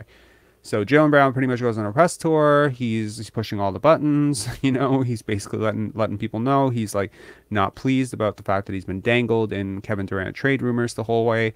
He's not, you know, basically leaving the door open on, you know, if they want me, they want me. If they don't want me, I'm gonna go where I want to be, where I feel like I'm wanted and all this shit. Now I like Jaylen Brown, so there's a part of me that's just like, okay, good for you, bro, get paid. But if I didn't like Jaylen Brown, I'd be talking about him exactly the same way I'm talking about Fred VanVleet, right? So again, we go right back to the bias. Like, you're judging one person for going on a press tour, defending themselves. But I genuinely believe that Jaylen Brown has been treated like dog shit. Like, I really do. Like, he's been dangled in every single trade for like 2 years. And it's just like, he doesn't deserve it. He carried them in the finals. He's been a really good player. He's gotten better. Yeah, I guess what I'm saying is what am I trying to say here? We have such biases towards certain players that one guy can say one thing, another guy can say another thing, and even though maybe the same, like they both went on a press tour, one looks better than the other because of our own biases. Yeah, I mean, look, like it's funny. Like someone sent me an DM on Instagram. And it was hilarious. It was like, Rob, I'm addicted to your show, but that thing about Fred VanVleet's cousin and what he said, and then, you know, you said the death threat thing, and then you retracted it, and like, you would roast someone if they did that, and then you did it. And I'm just like, probably. Yeah, probably. Yeah. So it's, you know, it's me trying to be real about it too. I actually made an honest trailer about myself. Yeah. I read it for my girlfriend and she laughed her ass off, and I'm probably gonna read it at some point in their show as a makeshift just to get some feedback. But yeah, for sure. Anyway, any final thoughts? Yeah, just one thing about like the Pascal top 5 thing. So like as a coach, I always tell my players whenever you're on the diamond, basketball court, whatnot, like you're the best player out there. You think you're the best player out there. You carry yourself with that confidence, but you also carry yourself with being humble. You be humble. Like you don't act like you're not an asshole. You get a single, you hit a double. You don't do the, oh my ding-a-ling is out celebration. No, you stand there. You point towards your dugout. Right. You hit a home run. Someone makes a great play, you tip a cap to whoever made the play, you know what I mean? But you carry yourself as you're the best out there. And I think that's what he was trying to go for, is just like putting confidence in himself. Because I truly believe if you put a gun to Pascal Siakam's head and you said, where do you think you are in the NBA? I think he'd say somewhere between 10 and 15, which I would disagree with. I think he's around 15 to 22, somewhere in that range. That's what I would say. But I think that he truly believes that. Yeah, see, that's the thing. That's the difference, though. I don't think he's there. I don't. You don't think 15 to 22? No. I think he's 25 or below. And that's the problem, because I really don't see a gap between him and Jakob Poeltl and Fred VanVleet and OG Anunoby. I just think he's been sort of anointed to the leading shot taker guy. And, you know, his game looks prettier than those guys, and, you know, so he gets it. But, and yeah, maybe he's the kind of, he's taller than Fred, but Fred's a better player. Okay, let's just be real about it. He's got physical advantages over Fred, but Fred's a smarter player. Fred's a better player, right? Fred is a way better player. But, and, you know, OG, he's further behind. Jakob, how the hell are you supposed to market this guy? Like, how are you supposed to market this guy being your leading shot? You can't. And he's not ever going to be that guy. He just took 2 shots tonight. So it's just like by default, you know, everything with him is by default. Kawhi leaves, he's first option by default. But by default, first options, you know, it doesn't usually work out that way. You usually draft a guy into that situation. You groom them for that situation. And I don't know. He just kind of fell into it, right? It was like, okay, well, you know, Kawhi was out, and you know, we weathered the storm without Kawhi, and he was our leading shot taker guy. But man, it's so different to be like on the receiving end of plays made by others, and you end up with 25, 26 points, and it's so different to create all those look for yourself, right? Yeah. I liked more what I saw from him tonight. I hope he can continue it. Yeah, I think there's a perfectly reasonable place for him in the NBA's top 25 if he can learn how to get easy buckets, if everything isn't so hard and so forced, if he doesn't, you know, and it's kind of interesting. Did you watch that play, Lou Dort versus Kawhi Leonard? Yes. And did you realize something very fascinating about that play? Do you know that Kawhi Leonard did not even get the shot off? Nope, not at all. It's crazy. It's crazy to watch. It was a shot clock violation. Yeah. He didn't just miss. He didn't just airball the shot. It was a shot clock violation. That play. Now again, I like Kawhi, but you have to ask yourself the question. Like, and this is probably the first time this has ever been brought up, or maybe this is not the first time it's ever been brought up. Was his game winner over Philly a good shot? No, terrible shot, lucky shot, but it went in. I mean, it was lucky. People don't want to hear it. It was lucky. But God damn it, right? You take a shot over Joel Embiid and Ben Simmons. It's the greatest shot ever, right? And everyone hypes it to hell, and we're all super excited about it. But Pascal Siakam's like literally wide open. Yeah. And he's a 37% shooter. Yeah. And that's actually like a wide open. Right. Like, it's interesting. It is. And now Kawhi's lack of playmaking, granted, he's not a non-passer, but he's not a good passer. And Giannis is not a good passer. And you sort of see the limits of running your offense through not a good passer. And it's interesting because if Kawhi Leonard had to carry a load like Pascal Siakam right now is carrying a load, I don't think he would do that much better. He would be better because he's more efficient. He's a better shooter. But he wouldn't be that much better. It's just like the same thing with DeMar. Where he is obviously always going to be better is defense. Yeah. So that's the thing. No, there are very few players in the league who can run an offense the way Luka does or the way that Jokic does. And there are very few players, maybe like 8 players ever at any given time. LeBron, Luka, like very few players. Even Jason Tatum struggles immensely at times, and his team struggles for it. Yeah. So Siakam has been pushed into a style of play that frankly is not conducive to his strengths. And the only player who can actually thrive in this style, honestly, apart from Scottie Barnes on this team, is Fred VanVleet. But like they're trying to make him into something that frankly, like a Kawhi clone. Yeah. When you look at Siakam's shot diet, it's a lot of Kawhi stuff, man. For sure. And you know, it's so funny when you're sitting there talking about running it through Kawhi, running it through Siakam, DeMar. Do you know what the constant in all of those players are? What? Kyle Lowry. Yep. Kyle Lowry. I mean, we were so spoiled silly with Kyle Lowry, and I used to get clowned on it because Columbus, Cleveland, Kyrie Irving. You know, I mean, they were like, Kyrie's just, he looks the part. And he plays the part too. But they're like, oh, your point guard's slow and fat. And, you know, he doesn't do jellies at the rim. And, you know, he can't hit a 3 over Curry. And, you know what I mean? But we were spoiled silly with Kyle Lowry. Oh my gosh, that guy was amazing. I mean, I go back and watch Kyle Lowry highlights. Like, I watched the game where he led us back down like 27 against the Mavericks. And even though that's older, Lowry, it's like that dude was freaking special.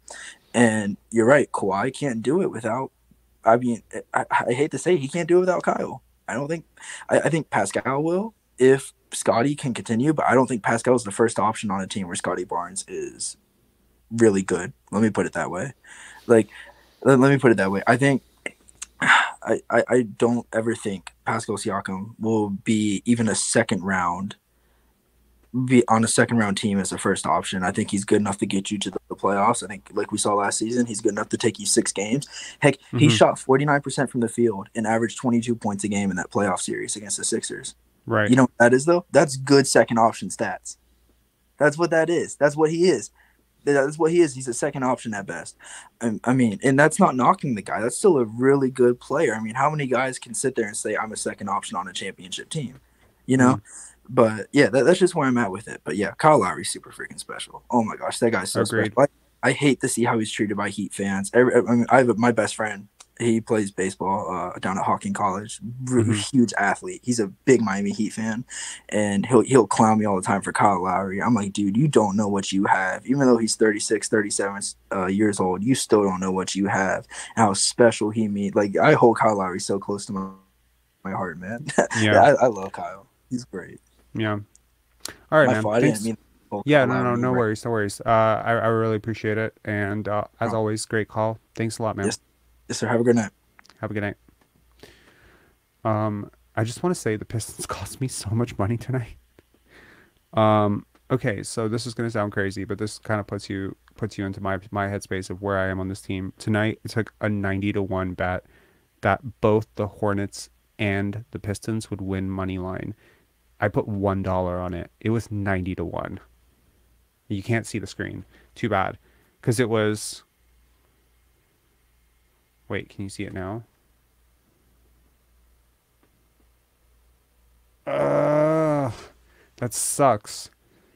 I mean, I'm happy for the Raptors to not have the embarrassment of losing to the Pistons, but a 90-1 odd, and Charlotte was, I think, 7-1. Like, I think Dallas was like 6-1 favorites to win. So too bad. Anyways, $1, but just to let you know where I was at. And then also I picked the Pistons to cover a 17-point spread, and they didn't. They get blown out. So Killian Hayes cost me $3 tonight. Great. Thank you so much. Philly up 8. Okay. Let's bring on our final caller of the night, Ishan. Ishan, man, what's up? Hey, Rob, how's it going? Not too bad. How are you? I'm doing good. Rob, I was just listening into that last call conversation. So you're Fred VanVleet over Pascal Siakam? Do you believe that? Like, full on? He's a better player.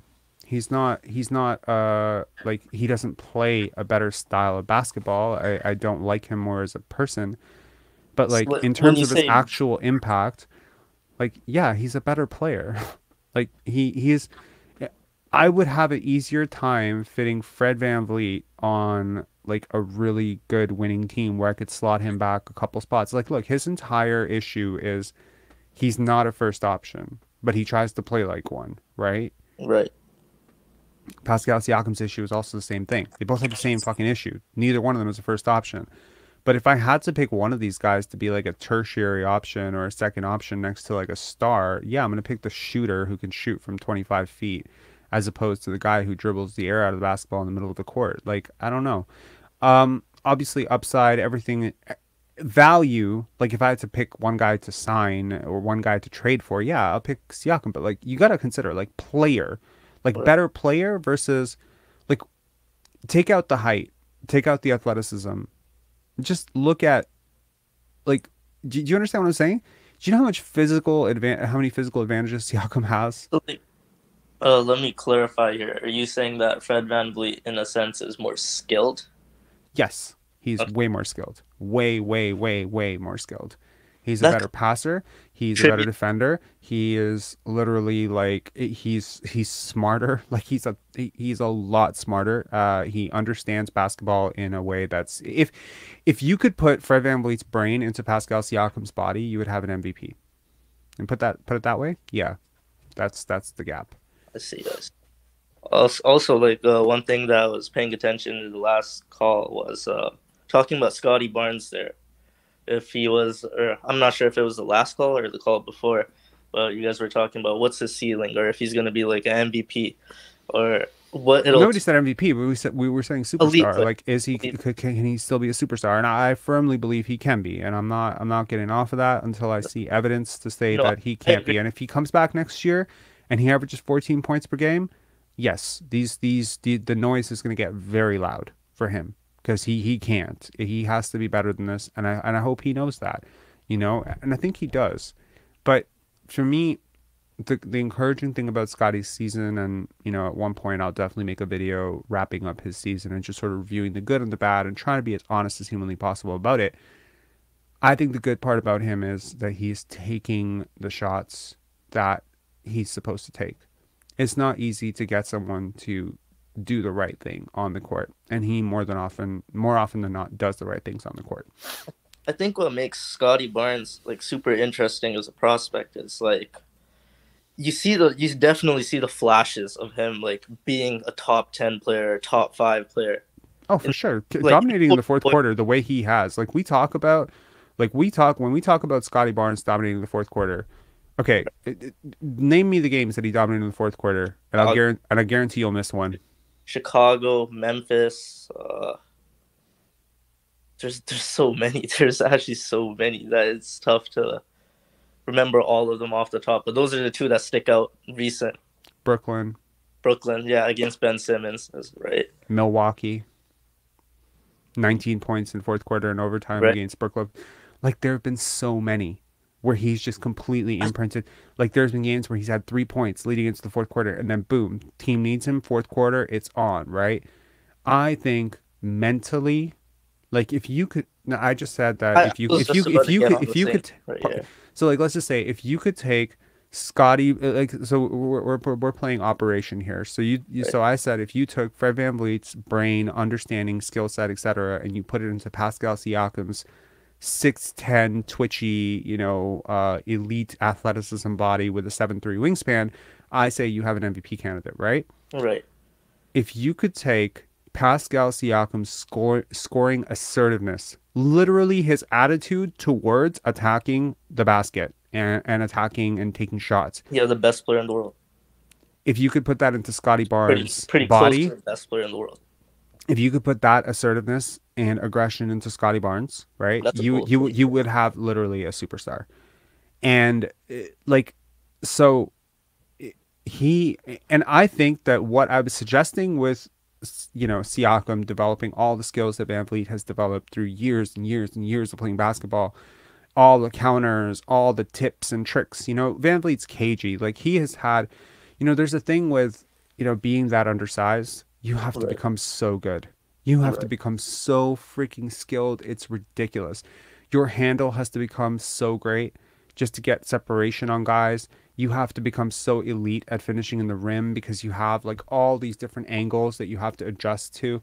Bigger guys, honestly, they don't have to do that because they hardly ever meet someone who could actually meet them at the point of release. But yeah, these smaller guys, like a guy like Kemba Walker or a guy like Isaiah Thomas, like, these guys are so skilled. So when I look at someone like a Scottie Barnes, it's actually not that difficult to adjust his brain into, okay, be more assertive, be more aggressive. I think it'll almost come by osmosis. Like, I think it'll just come as he gets more comfortable. The toughest thing for Scottie Barnes is because Scottie Barnes is a pass-first guy, right? Yeah, we say that, and I said it to Brian, and Brian said, and Brian said, I don't know about that. Like, I don't know. I wouldn't call him pass first. I think it's just he's team first. He is team first, but at right. times, So okay. So let's just say, for instance, like, okay, here's how I perspectivize Scottie. Okay, I believe that Scottie Barnes would like his team to score 2 points every single time down the court. Okay. Right. I believe that he has absolutely no preference on who scores those 2 points. Yeah, like, literally no preference. He doesn't care if Boucher scores it, Fred scores it, OG scores it, he scores it.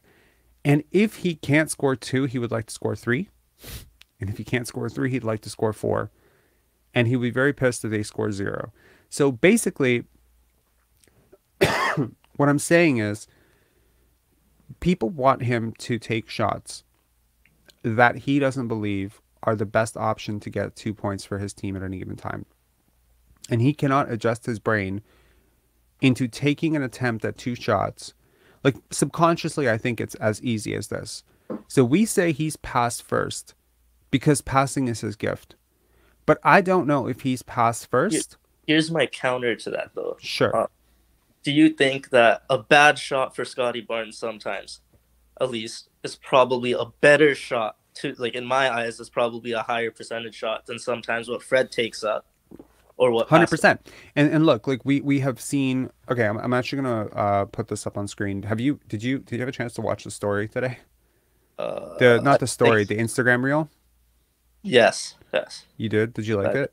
It's gotten quite a response. I was just gonna play it really quickly. I mean, just to give people an idea of what I'm coming at with this here. Let's see that. Van Vliet with the rebound. Raptors get that stop. Good job by Fred going in, helping on the rebounding tip. Pascal. What allowed you to play so well tonight? Got up, moving. We was moving the ball. Been able to move the ball. Just play together. Today I felt like we played together, move the ball, run and move the ball, I would say. After the layup.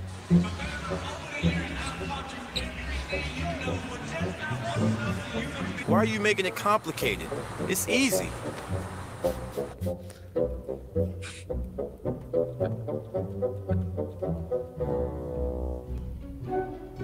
So as you're passing the ball, you're passing with two. Oh no. Oh no. What happened? So it's simple. Oh. Hang on one sec. The ball, you're passing with two. Sorry guys. You're passing the ball, you're passing with two. It just keeps stopping. What the hell? Okay. Feels like, so... okay, let me back. So as you're passing the ball, you're passing with two. Okay, it's just gonna keep doing that.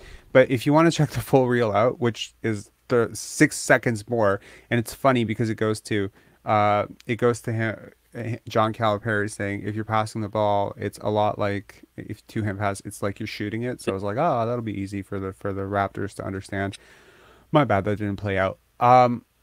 So I think his goal at the end of the day is 2 points for his team. And I think the day that he becomes the best option for 2 points, I think he's going to try to score 30. I really do. So he's close. And look, there are guys like Cade and Jaylen Green who have no problem taking shots when their teammates have more efficient opportunities. No problem. But I don't think Scottie's ever going to do that. And I like that about him. I really genuinely do. I think Vince was the same way, to be honest. I really do. I think Vince, like, and I think that's what allowed Vince to age so gracefully. Because he really didn't care if someone was a first option over him or a second option over him. Because if that player had it, I think Scottie has more of a serious streak about how he views his career than Vince. Like, I don't think it's about longevity. I really do think he wants MVPs and all NBA shit. But you don't say, I want to be one of the greatest players in the league and then like just stop growing. You know what I mean? Like, I don't question Scottie Barnes' work ethic. I'm a huge Scottie Barnes believer and a huge fan. I think it's the mental aspect of it. He's almost always going to be the stronger dude, whoever he matches up against. I think that moment he realizes that he can go to the rim, get a shot, whatever shot he wants, which I believe he can get whenever he wants. I think when he realizes that and when that clicks, that's the moment everything pieces together, right? I honestly believe this. I think Scottie Barnes could be going to the line at least 7 to 8 times a night as well. I think him only getting like 3 to 4. I'm not sure what his average right now is to getting to the line. But, like you see guys like Evan Mobley as well. Okay, I know the last caller brought this up where he thinks that Evan Mobley and Scottie Barnes are like on the same level this year. I'm a Scottie Barnes fan, but I will say that Evan Mobley's had a better season this year. I know you might not agree with that, but objectively, Evan Mobley's had a better year than Scottie Barnes. What has he done better? What has he other than defense? Besides playmaking, what has he not done better this year? Scoring. Evan Mobley's averages more points. He's more aggressive. He's a better defender this year.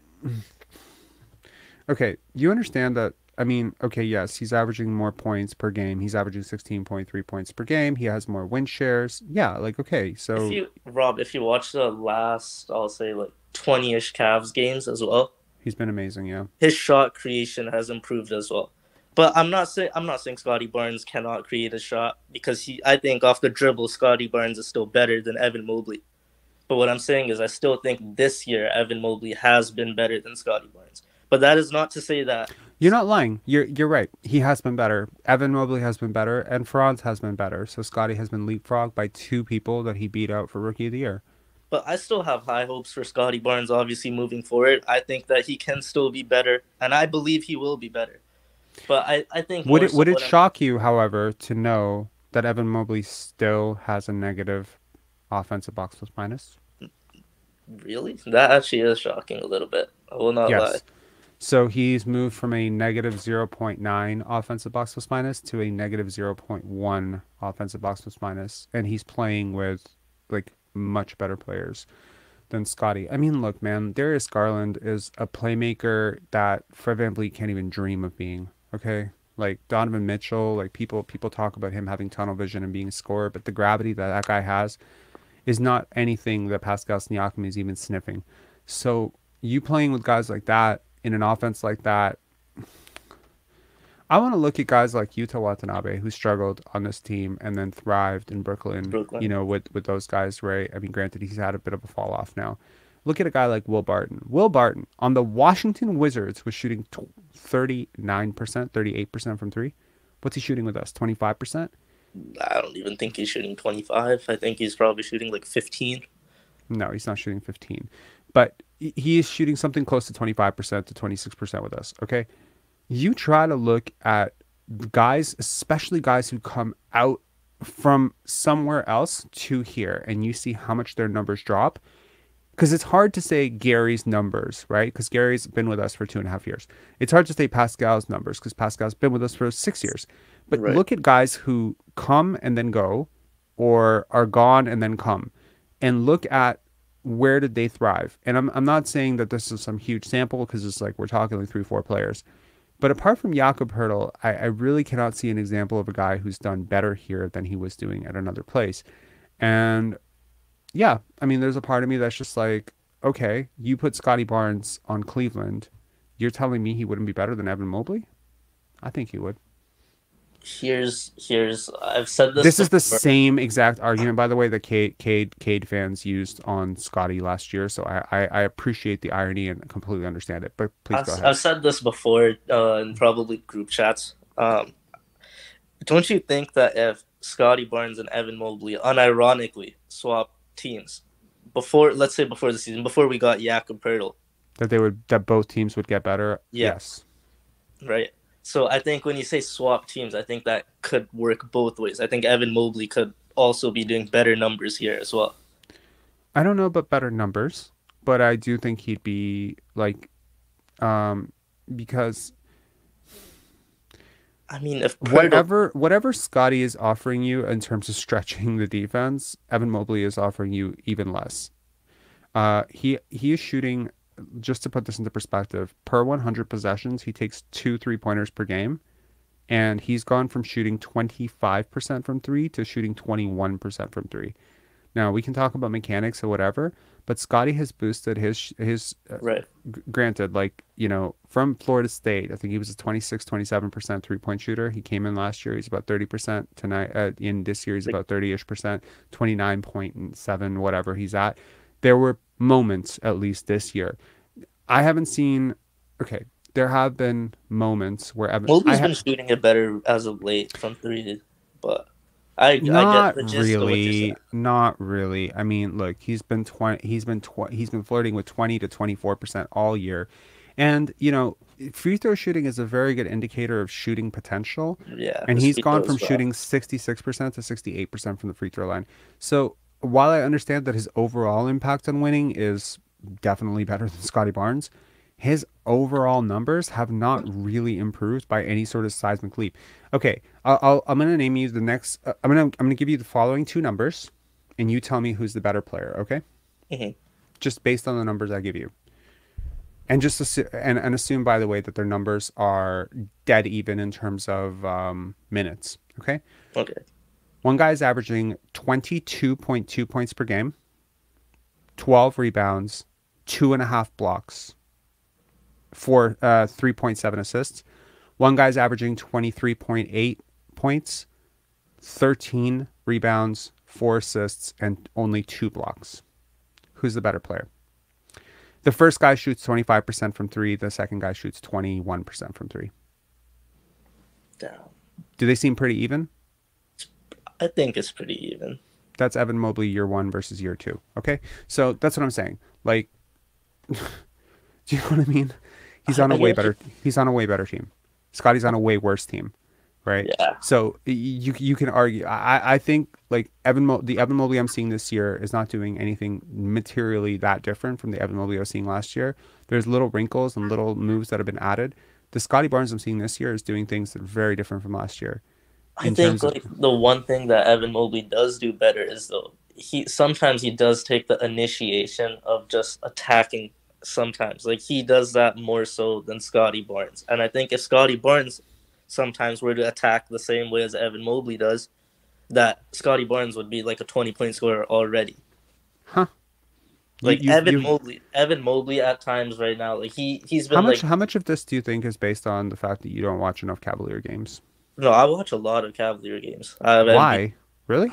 Yeah, I have NBA League Pass, so I try to watch like everything I can. That's really? on. Okay. Yeah.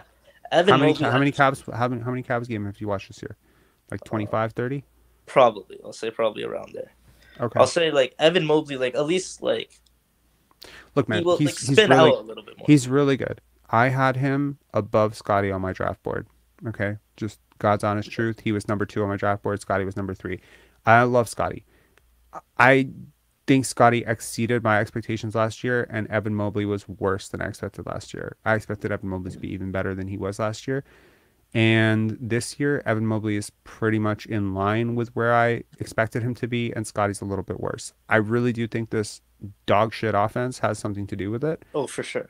I think the fact that Scottie's playing out of position has something to do with it. I think the fact that Scottie has a harder load on defense has something to do with it. I mean, he does. He's not a better defender, but he has a much harder responsibility on defense, much harder load, and he hasn't been as healthy. And this is where I think, you know, you look at Scottie, and like there was a Raptors Nation or whatever the channel is. They had a video of him limping.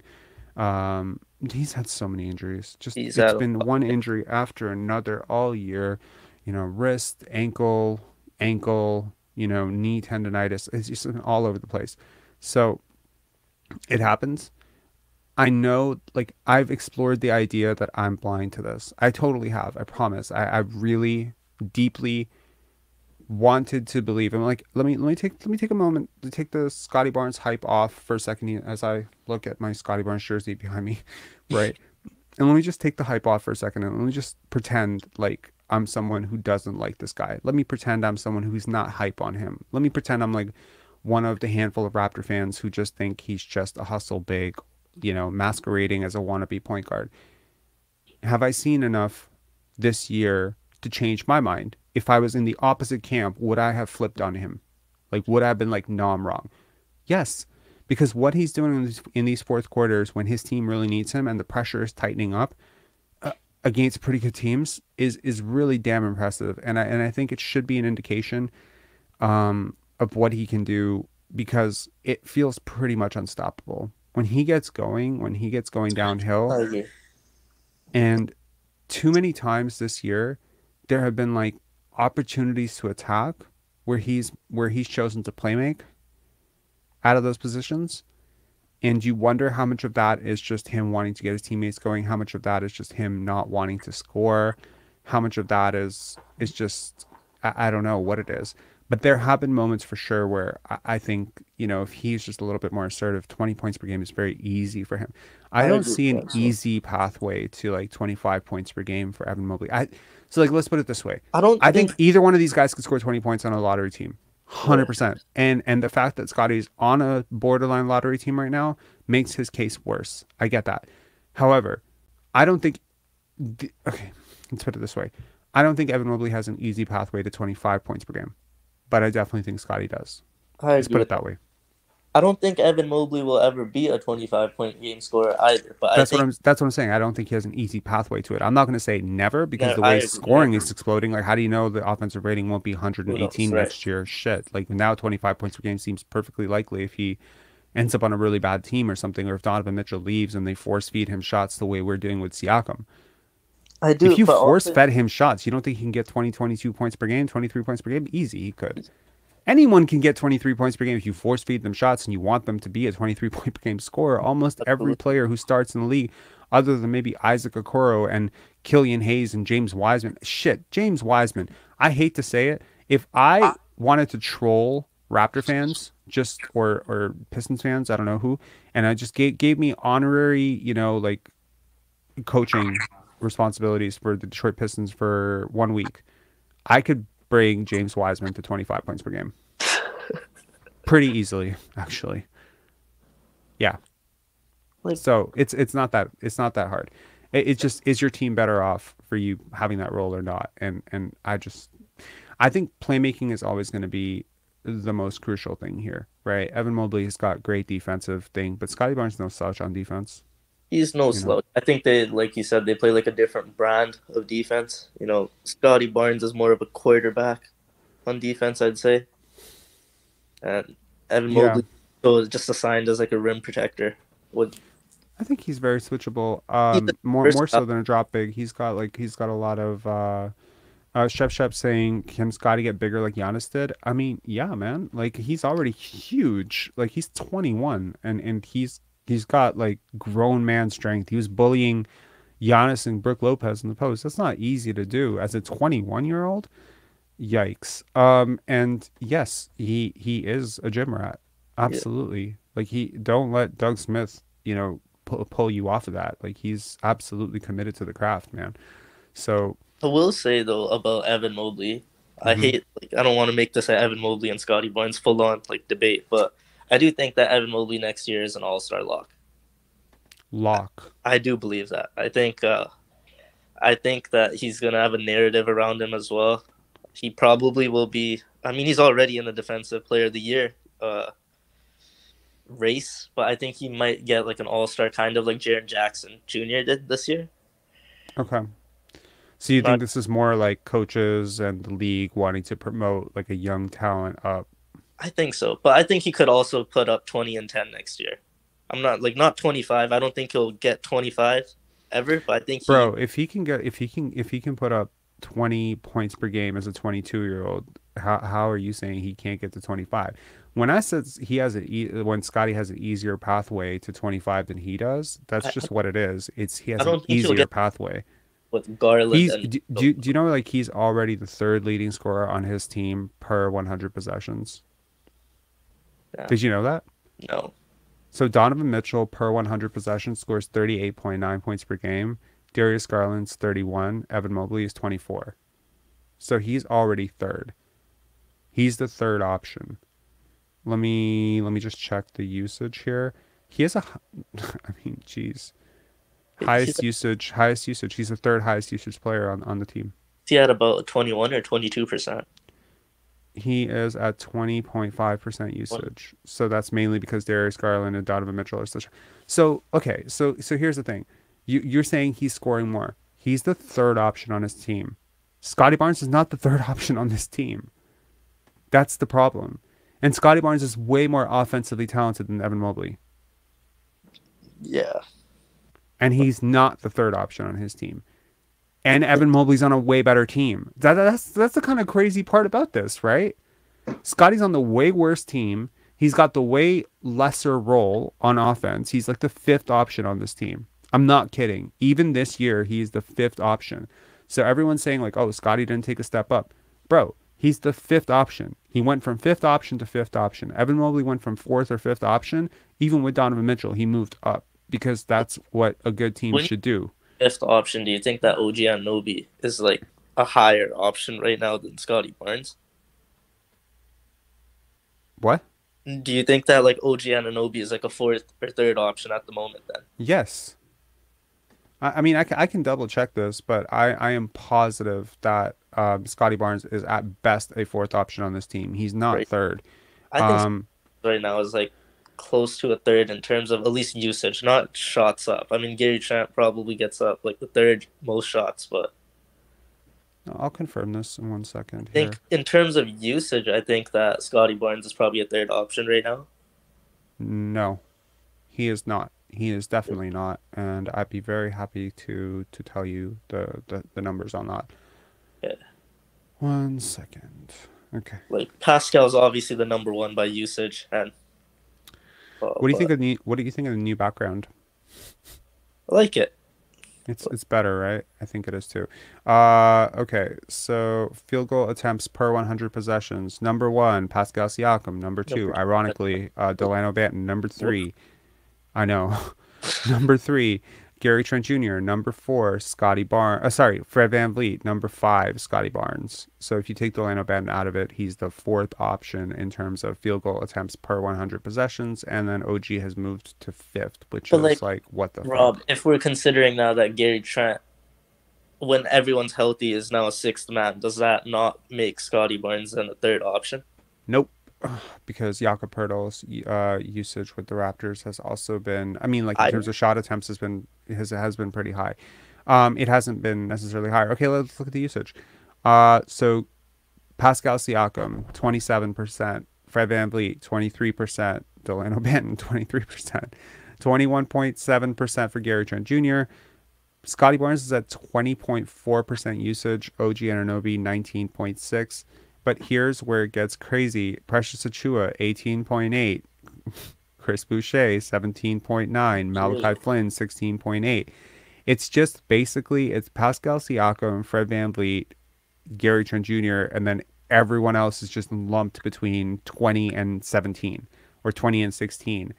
And I mean, make matters worse, you got Will Barton, who's not a very low usage player either, coming in. And it's just all of these guys are doing this. And like Jakob Poeltl's usage with the Raptors so far, tonight not included. I think it's only like 15% though, isn't his usage?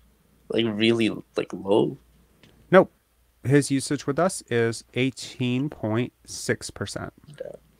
So it's like you can say Scottie's just a hair above those guys. You can say he's a hair above Jakob. You can say he's a hair above OG, but he's not a definitive he's not like a definitive fourth option. Some nights he's 5th, some nights he's 6th, some nights he's 3rd. Evan Mobley has been 3rd option consistently. Jared Allen has taken a back seat. Isaac Okoro is a non-option almost. Factor, So I think that Evan Mobley scoring 1.5 points more than Scottie is not like a big deal. I think Scottie's more efficient and not like around the paint or whatever. His paint touch, he's been healthier. He's playing on a better team. I think the gap between these two is not as large as you think, but I'll agree that he's had a better season. Yeah. And he's on a better team. If the rookie of the year vote was sophomore of the year, Evan Mobley would win it over him for sure. For sure. So, yeah. Anyway, Sean, any final thoughts? I'll leave you with a hot take. I think we'll probably be the 7th seed at the end of the year. And we'll play Boston round 1. No. I'll leave you with that. 7th? I think we will get Brooklyn in a play-in scenario, and I think we will beat Brooklyn in a 7-8. And I think we'll jump frog Atlanta. Can we remind people of your last prediction? I got 2 out of 3. I was close. I got 2 out of 3. Bro, it wasn't even that you were close. It's that you said you had like an 85% chance of doing it. 90. I actually gave 95. Oh my God. I think like my brain just broke when you said 95 and it just automatically adjusted it back to 85, which is a slightly less absurd number. Okay. Yes. So I will... You want to bet money on that? Like I'll give you like 20 to 1 odds that what you just said won't happen. No, like, I don't think it's going to happen. 7th seed feels far-fetched to me. Who do you see leapfrogging the Brooklyn Nets? Oh, it's already happened. Miami's already leapfrogged them. Okay. So you think the Raptors will leapfrog Brooklyn? I think we will beat them in the play-in scenario. And I think by that, then we become the 7th seed. I think we'll jump frog Atlanta. Wow. And then we play Brooklyn. We play no, and then in the playoffs we would face Boston. I think Boston, a slumping Boston team, and then let me guess, and then we beat Boston, and Pascal gets his bubble revenge, right? Because Boston is. You hope not. What? I hope not. Why would you hope not? Because that would mean then we're gonna stay committed to this court moving forward, and I don't want that. I don't think this team. Bro, once you beat Boston, I mean, obviously, everything's on the table now. Like, you realize that once you beat Boston, I think everything it's a is on closer series. I think it's a closer series than some might think. I think it'll go 6, but I think Boston would win in 6. You think the Raptors get 2 games from Boston? I do. I think we'll get 2. And the way Boston's playing right now, I think we'd get 2 games. Wow. Yeah, I mean, facts saying if they beat Boston, then the core is really good, or Boston's core is absolutely trash. It's one or the other. In 6, in 4, clutch Tatum. I don't know. You know, I mean, that's very interesting. I need to watch more Boston. Like, I've kind of tuned them out the last couple of weeks because, yeah, I mean, I've just been busy, but earlier on in the season, they were great. They felt very unbeatable for a lot of reasons. But right now, I'm like, man, there's no one in the East that scares me so much that I'm like, it's an automatic I mean, sweep. I think in a Boston and Toronto series, I'll just say this right now, I think the X factor is going to be Jaylen Brown from Boston and OG Anunoby from Toronto. I think that matchup would be highlighted. I think OG Anunoby would be the primary defender on Jaylen Brown. I think we'd probably put Scottie Barnes. Scottie's guarding Tatum. Jason Tatum. Yep. Wow. Yeah, I don't know. I think the thing that, you know, irks me and perhaps is the thing that concerns me the most about this play-in situation or even the playoffs is that I was thinking about it and I was like, man, is Fred VanVleet willing to have a bad series? You know, like a low shooting series or a low scoring series if it means that his team wins. And I'm not sure he is. And if he tries to go like crazy against if he tries to go crazy against Marcus Smart, like Marcus Smart would take his lunch money. Yeah, so it's like Marcus Smart, Derek White, like, these are bigger guards. You know, these are guards who have like Malcolm Brogdon as well. Brogdon as well. Like, he's a big dude, 6'4"-ish. So, I mean, I just don't. There's a lot of guys who have the same idea. I would like to see what the record is for playoff success of teams that have this many guys who are vying for new contracts, because I would assume it's probably not great. It could also go the other way where everybody just says, okay, everyone, best behavior, greatest series, and if we win this series, we all get paid, and, you know, they come through together and they say, you know, 1, 2, 3 Cancun, and, you know, they make it work. I don't know. If it ever works out, it works out. But I mean, I'd hope that either we win that series, right, or we end up, hopefully we get swept. I hope there's no in the middle. Look, like, it's very difficult to hold out hope for a team like this. Like, let's be honest, like, people are very high still on Phoenix, even though Kevin Durant really hasn't played for them very much, but there's an assumption. Sure. People are still high on the LA Clippers, even though Paul George might be out for a while. I don't know how long he's out for. Have you heard how long he's going to be out for? 2 to 3 weeks he'll be reevaluated. Oh, jeez. Okay, so that's going to be season over, right? Potentially. Possibly. Yeah. So that's crazy. I mean, and I saw the injury. That was pretty tough. It was bad, so you get that, and they still feel like those guys have a chance. But the Raptors, people don't feel like the Raptors have a chance. And I think that's because there's a lack of a superstar here.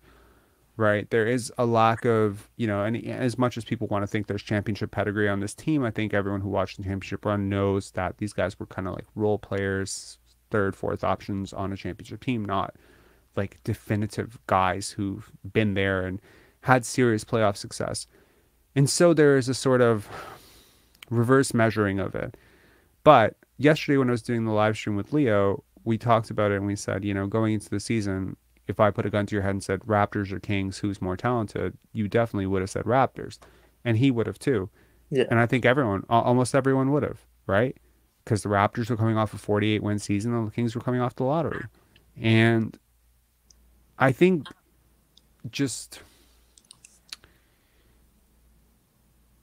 if you so let's say, for instance, the Kings were facing the Boston Celtics in a playoff series, what would your expectations be of that?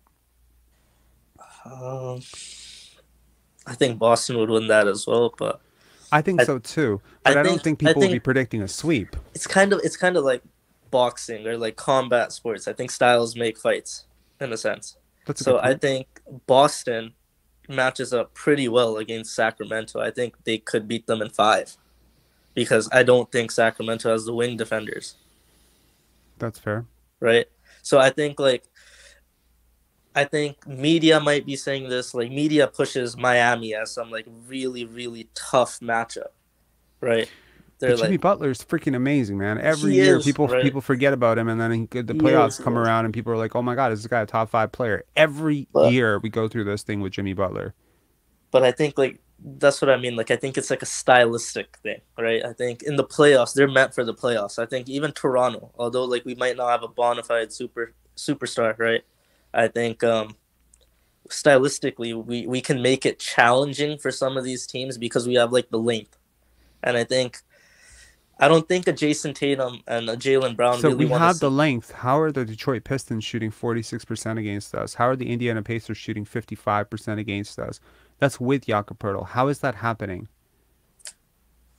If I had the answers, I'd be coaching the team right now, probably.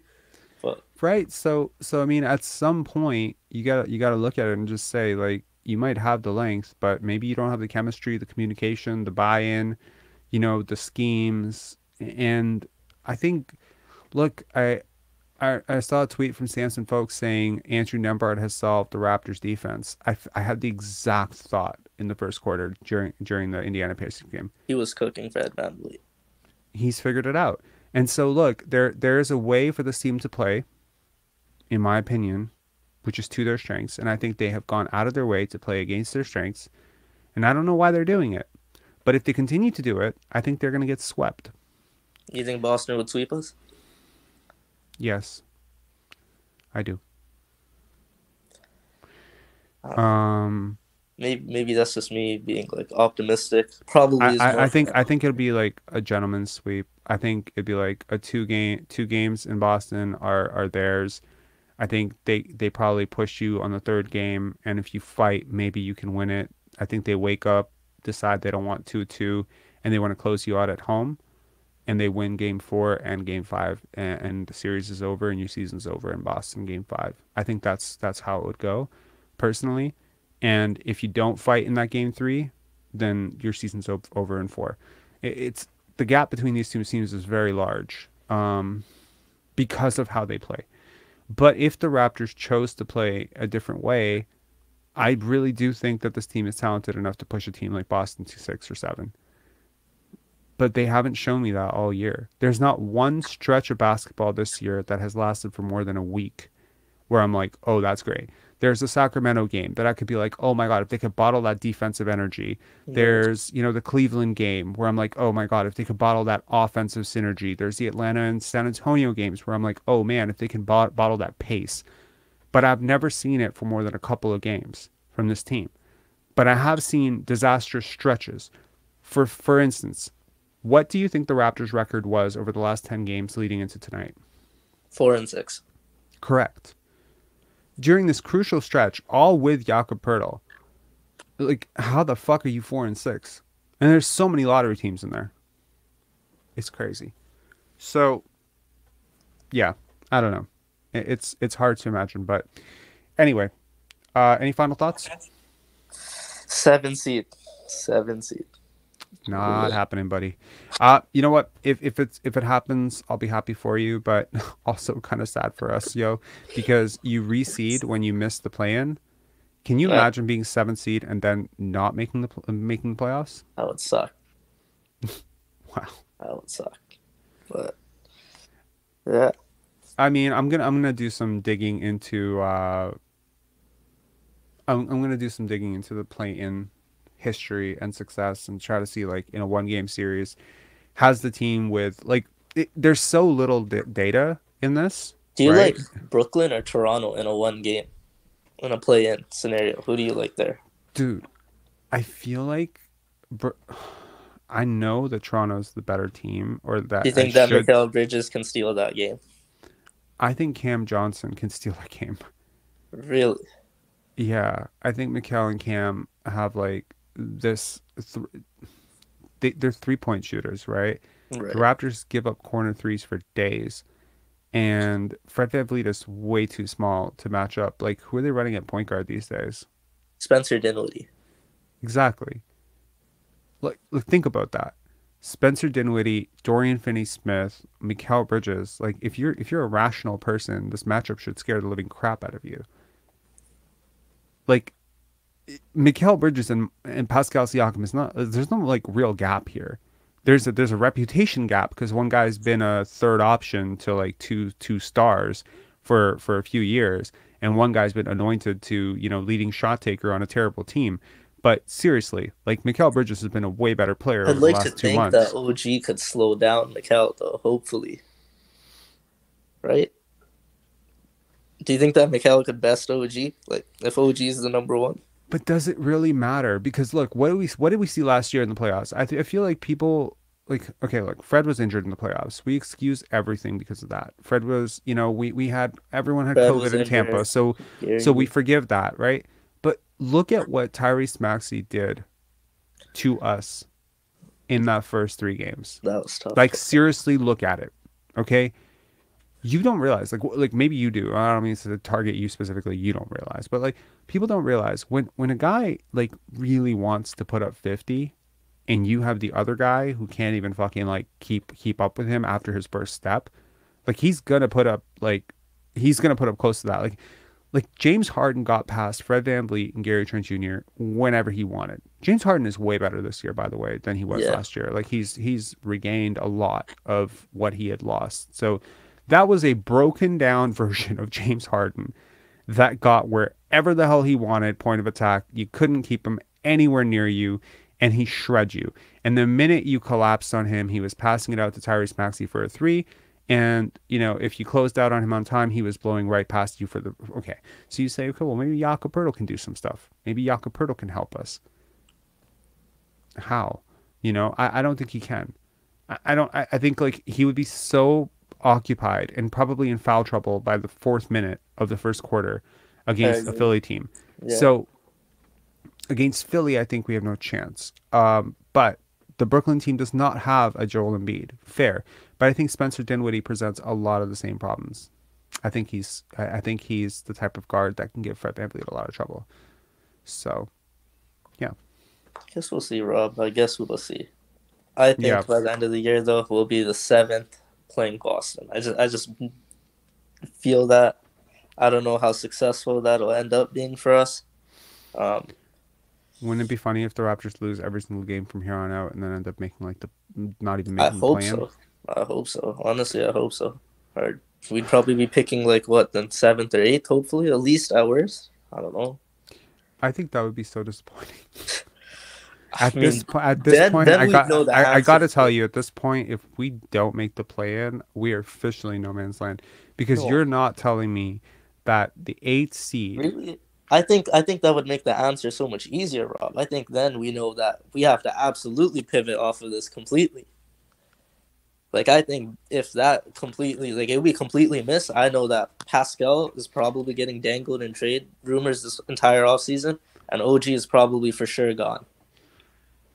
You don't think that going into the play-in situation or the playoffs and getting absolutely swept as Fred VanVleet struggles, you don't think that would have the exact same thing? Okay, so what's your concern here? So if you make the playoffs or the play-in, our draft pick this year is going to be even worse then. Like, if we get to the playoffs, then what's the difference? But you get playoff experience. Damn, okay. I did say that as well. So. Yeah, exactly. Look, I mean, at this point we are where we are. I think I'm not rooting for losses anymore. I'm kind of past it. At this point, I'm like 13th pick, 14th pick, 15th pick, 12th pick, 11th pick. This is not earth shattering to me. It's not moving anything for me. I could literally look draft after draft after draft and say the gap between the average 15th pick and the average 10th pick is not big. Okay? It's not big. Like, go through NBA history. I'd challenge anyone to do it and just look at the win shares provided, or value of a replacement, or career win shares, or career box. I don't know, whatever metric you want to use to evaluate, and go 15th pick versus, or 14th pick versus, and then go 10th pick. It's not a big gap. Like, the gap is not huge. So at this point, if 3, 4, 5 is just out of the equation, 2, 1 left, a month ago.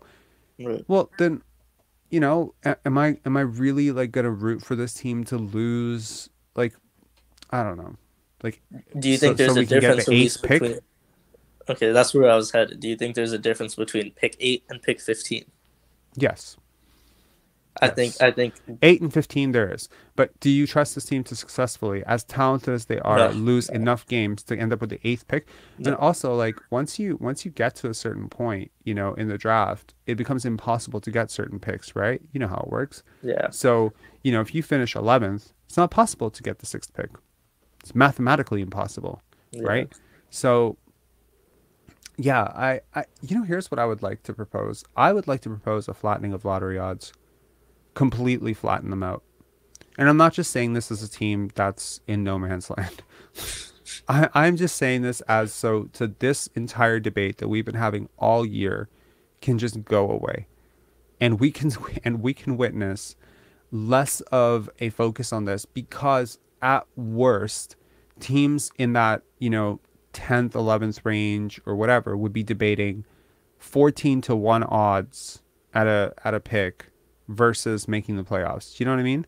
Right. Like, I don't know if it make the situation better or worse, but I do think that it would be a lot more fair. And I'm just tired. I watched the Detroit Pistons and the Houston Rockets, and I'm like, my God, if you put Victor Wembanyama on one of these two teams, that is such a crime. It is a crime. It is a crime to take one of your top young assets in the world and force him to dwell and sit on this terrible ass team for fucking 4 years, 6 years, 7 years. 7 years? That's his career. Like, that's a death sentence. And, let me guess, when he demands a trade out in 2 years, he's the asshole, right? These teams are awful. They're terribly coached. They're terribly run. They're terribly constructed. They're not good for him. His development would be so much better if he ended up going to a San Antonio, or obviously if he ends up going to a half decent team like a New Orleans Pelicans. I like Victor. I would like Victor on Charlotte, honestly. I'm like really moved with. I like the idea of LaMelo Ball on Victor. Just because you can imagine them setting alley-oops to the highlights, exactly. The highlights. Bro, Charlotte is not a great market for basketball. But it's It would become one. Charlotte, North Carolina. I think so.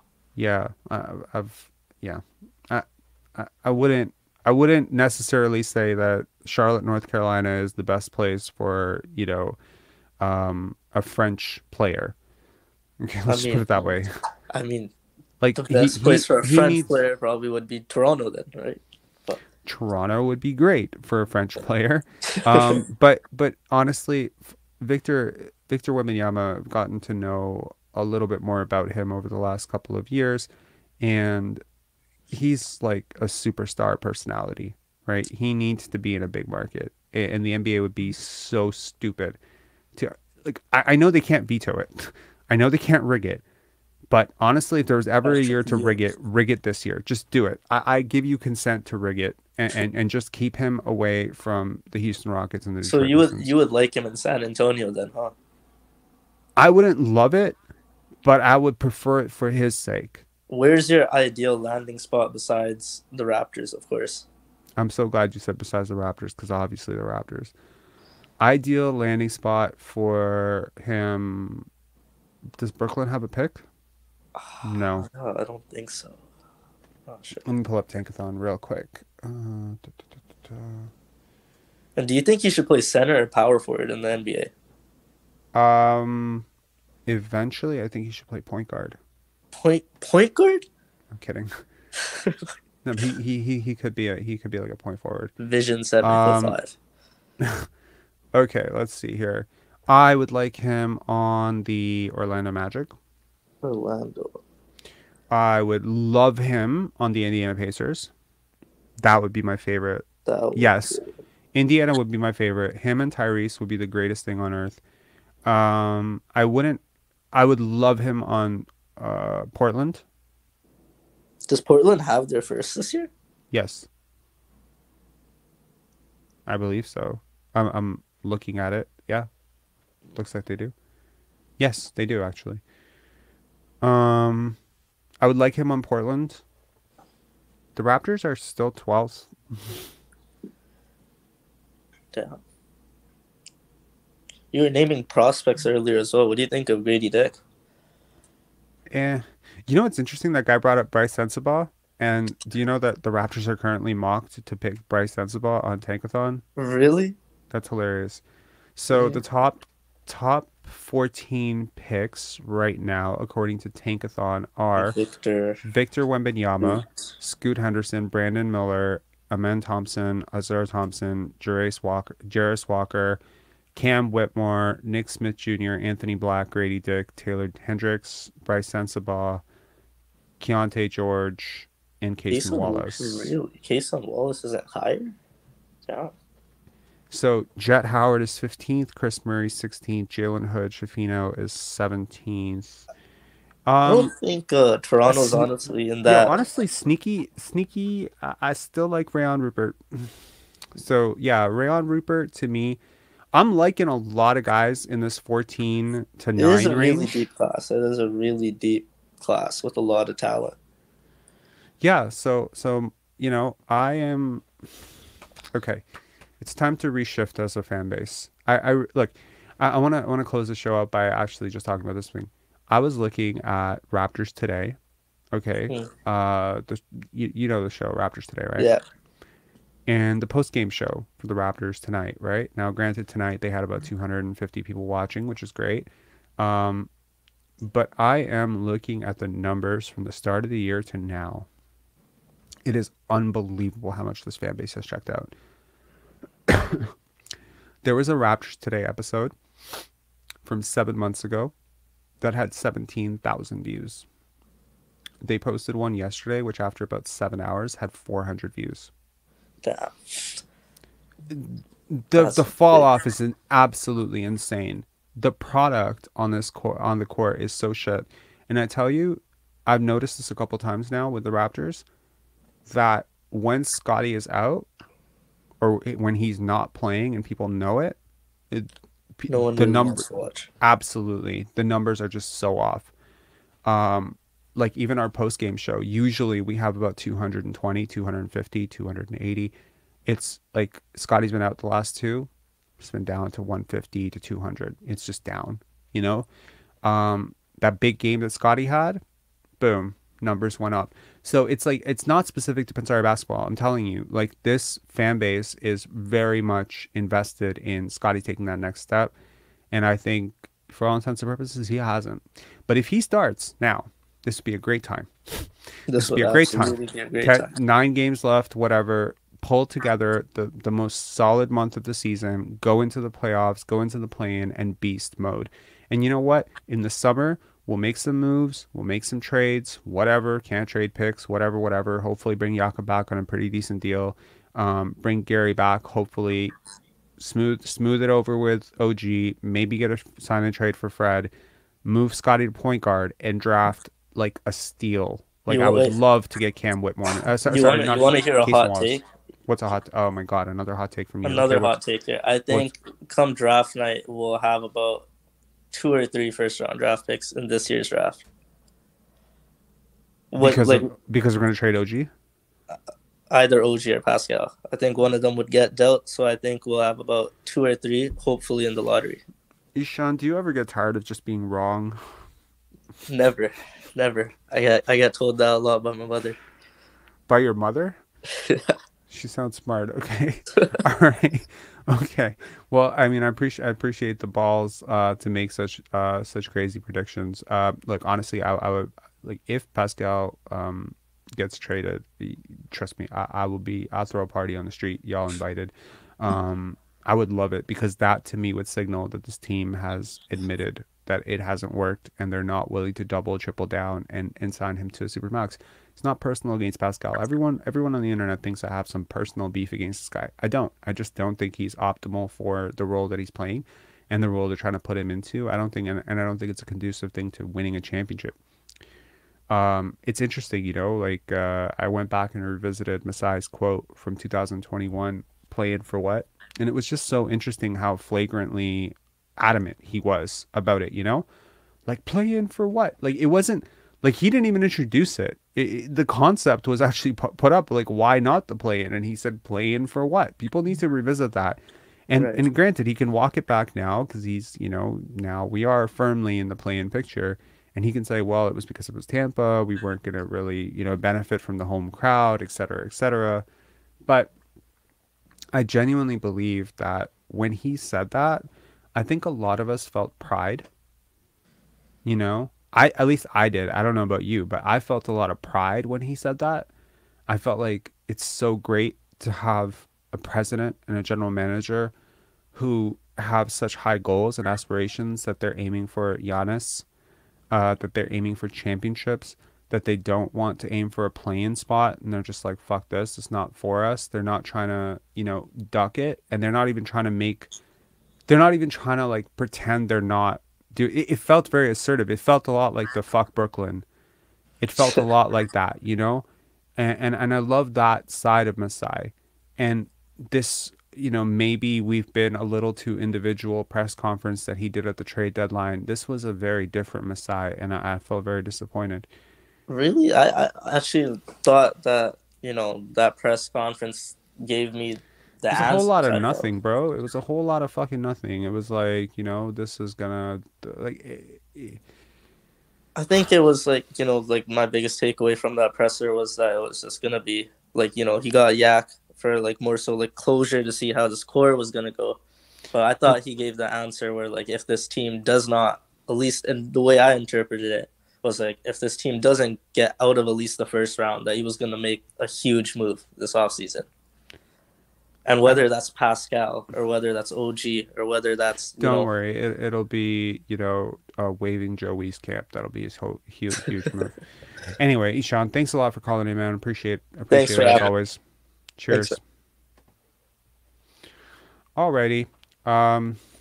Thank you to everyone who's chimed in, and I just want to say that this game was not very interesting to watch at all, and I'm looking forward to more interesting basketball. I will be going to the game on Sunday. I'm very excited about that.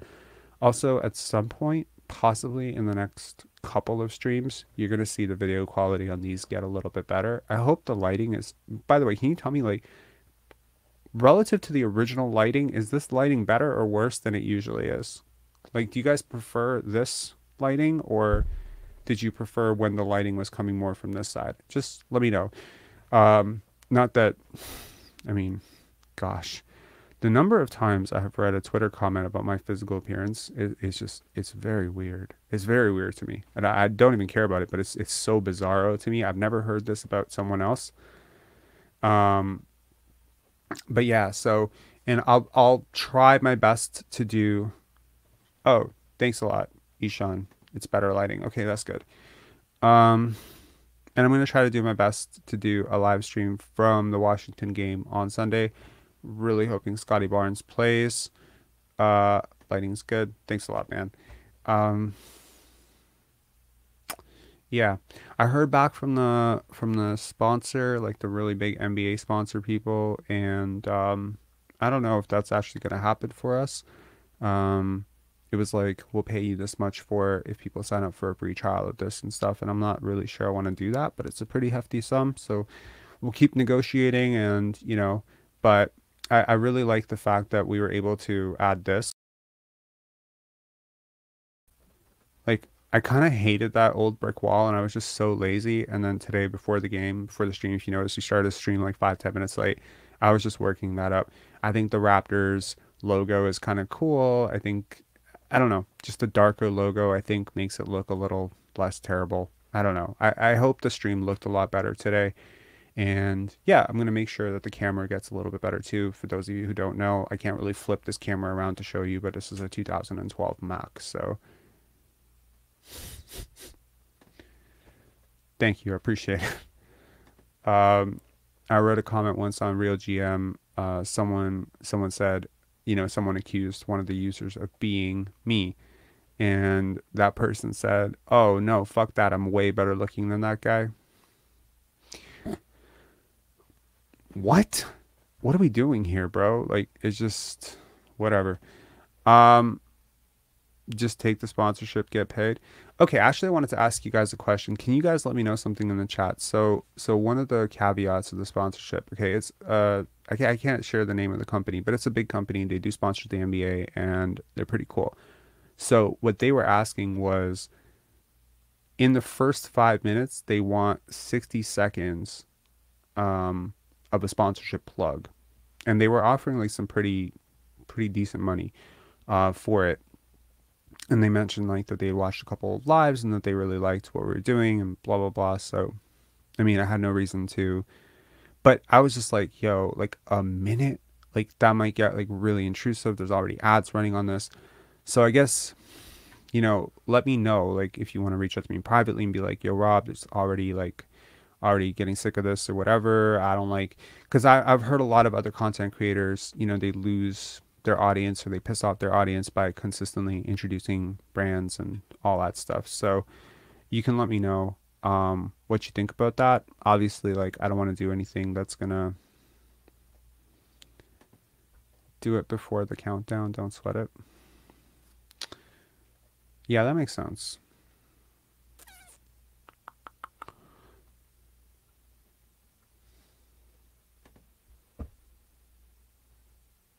Oh, it's not a gambling ad at all.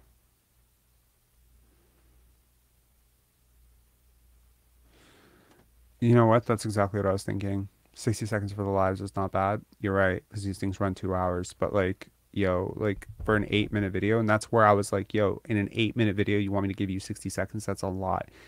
So we'll see. We'll see where that goes. Obviously, I'm not trying to ruin the videos or whatever. But yeah, I got like, I wanna do good things for this channel. And I realized like the last couple of lives had leaned very like fuck Fred, and hopefully we didn't go too deep into that. And I'm kind of glad we didn't, because I think Lane just went into the college basketball stuff, and I'm very happy about that. And honestly, when we win by 25, it matters a little bit less how poorly Fred VanVleet played. But I think it's pretty telling that against a backcourt of a rookie and a second-year player who probably should be in, honestly, Killian Hayes wouldn't crack it in Taiwan right now. He's so bad that he's putting up this type of game. I don't know, man. But I hope that last conversation with you, Sean, like I mean it. I genuinely mean it. Like I want this team to do well. Like, I know I didn't before. I know that I didn't want them to try to do this, but now that they're doing it, like, what can you do? You can just support it, right? So yeah. Feed your family. Yo, I cannot hear feed your family without thinking of Latrell Sprewell. Is Killian Hayes worse than Will Barton? It's close. They're very close.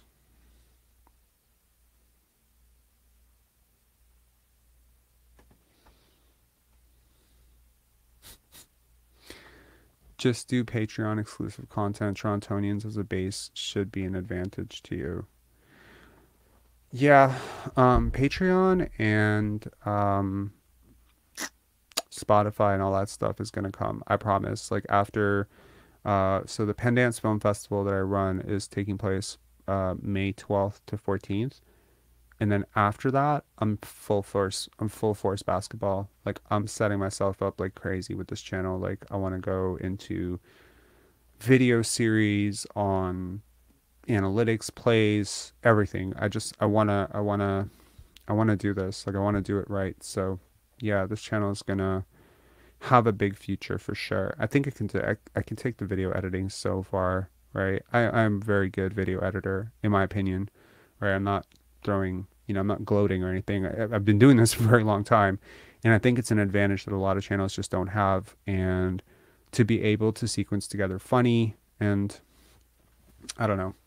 Oh, do you guys want to hear the honest trailer that I am thinking of releasing for myself? That's funny. Hang on. I'm going to find my phone. Where is my phone? It's going to take me a second to pull it up, but I definitely emailed it to myself. And I'm going to have to pull myself off the screen so I don't look stupid saying it, but I do want to thank people for sticking around for so long.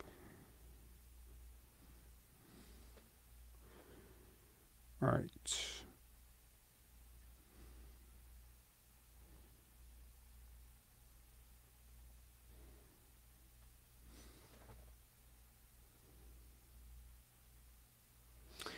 No, wait, that's the Raptors one.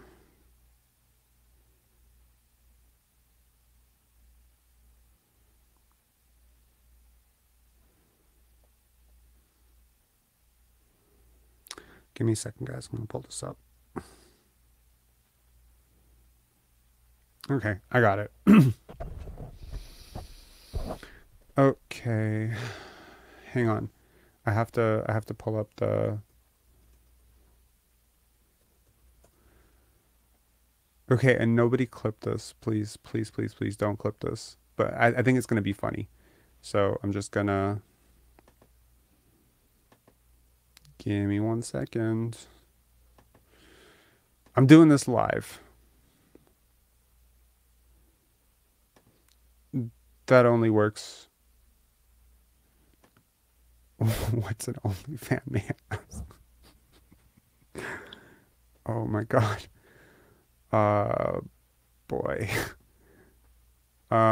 It's a website that allows people to control their own adult content. Size, date modified. Okay. What the hell? Oh shit. Okay. Hang on. All right. Okay.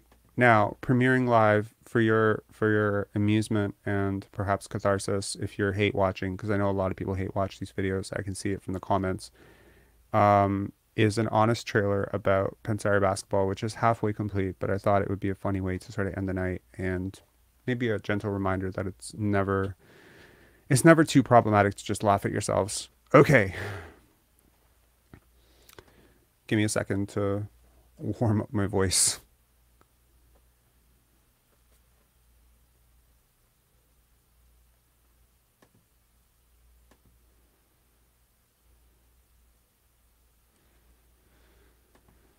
All right.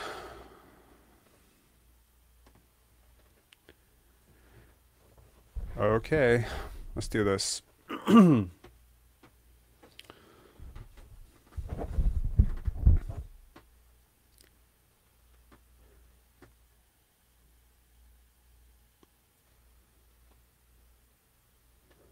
my god. Okay, I'm gonna start with this one. I'm gonna just try to do this voice, and then I'm gonna go into the one that I... In a world where content creators blindly hype up this lottery team, one man is alone in his principles. This Backstreet Boy will sing his dying song about how Pascal Siakam is not him. That's funny. Okay, my movie guy voice is terrible right now. Hang on, give me a second here. Okay, let me try this. Oh no, this is not great. What? Do I need to hear the movie guy? Hang on. I'm gonna get this. Okay. Oh my god.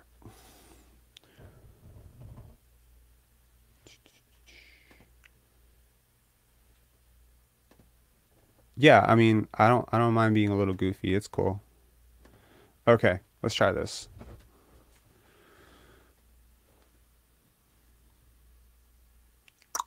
Sorry, guys. I'm kind of feeling nervous now because it's a hard voice to get down, but when you get it and you start rolling with it, it's pretty good.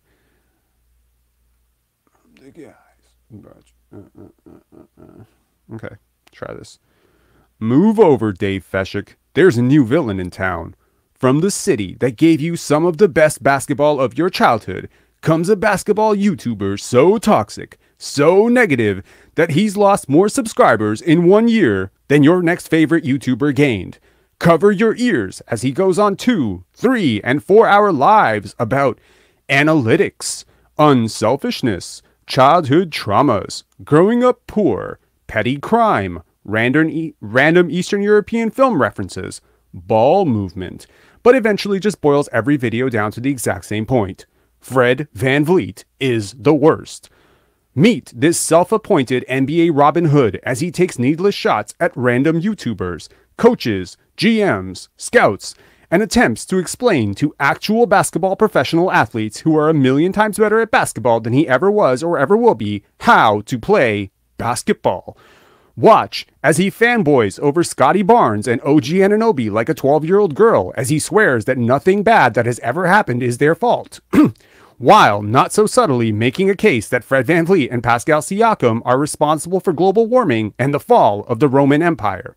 Listen for hours as he takes calls from frustrated Raptor fans who are sick of watching the team play hero ball until a fan calls in and disagrees with him. Then watch as this mild-mannered and seemingly smart university graduate who swears he's actually sorry, I fucked that up. My bad. Then watch as this mild-mannered and seemingly smart university graduate starts screaming like a 5-year-old kid who just found out that Santa isn't real. Okay, got it. Got it. Okay, I think that's pretty decent. Dun, dun, dun. Okay.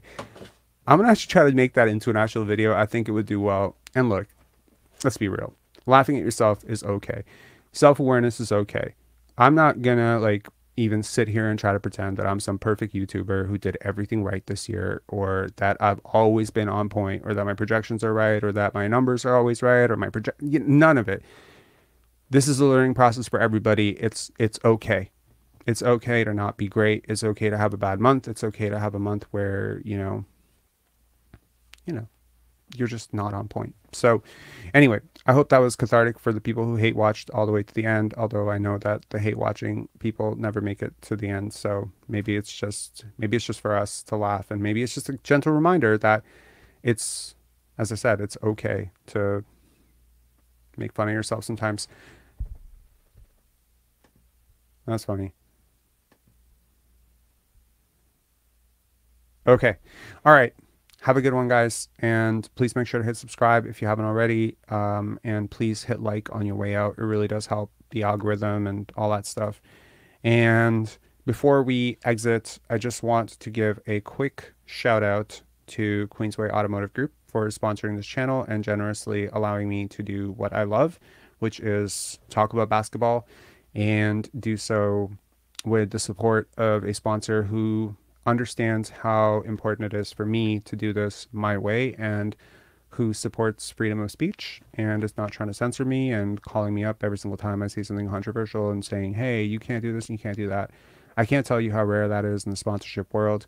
And they're a group of solid guys. You need a car guy in your life, you're looking to sell, you're looking to buy, you're just looking for information on cars, I guarantee you, you're gonna get something from them.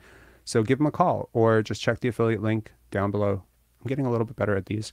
Anyways, have a great evening, great night, guys, great weekend, and hopefully I pay the $20 for bag check-in and do this live on Sunday. I'll probably pay the $20 for check-in. I'll probably do it. Yeah, I'll probably do it. So I can bring my laptop and my microphone and set up at Real Sports, and then not have to have the audio completely drowned out. But yeah, and has anyone been to the G-Box? The G-Box seats, because that's where the seats are. So I mean, it's kind of interesting to have almost watched the entire game not the entire game, almost most of the game last game with Vince from nearly courtside, and now we're gonna be in complete opposite in the G-Box. Feel free. Okay, by the way, here's am I going to another game with Vince? No. Okay, so here's a little challenge for those of you watching, and maybe this will also boost the views. I was gifted tickets today, 2 tickets. Now, I don't know if my girlfriend can go. I don't know. I haven't asked her. She might have something on that Sunday evening. She might not want to go. I don't know. We might get into a fight like when I get off this live. I have no idea. So, if I need somebody to come with me and you want to be that person, kindly tell me your favorite Raptor in Raptor history in the comments once this video goes live. I'm going to pick a name out of like 5 names that are my favorites, and I'm just going to see who's the first person that said it. Okay? And I will comment down below, you're the winner.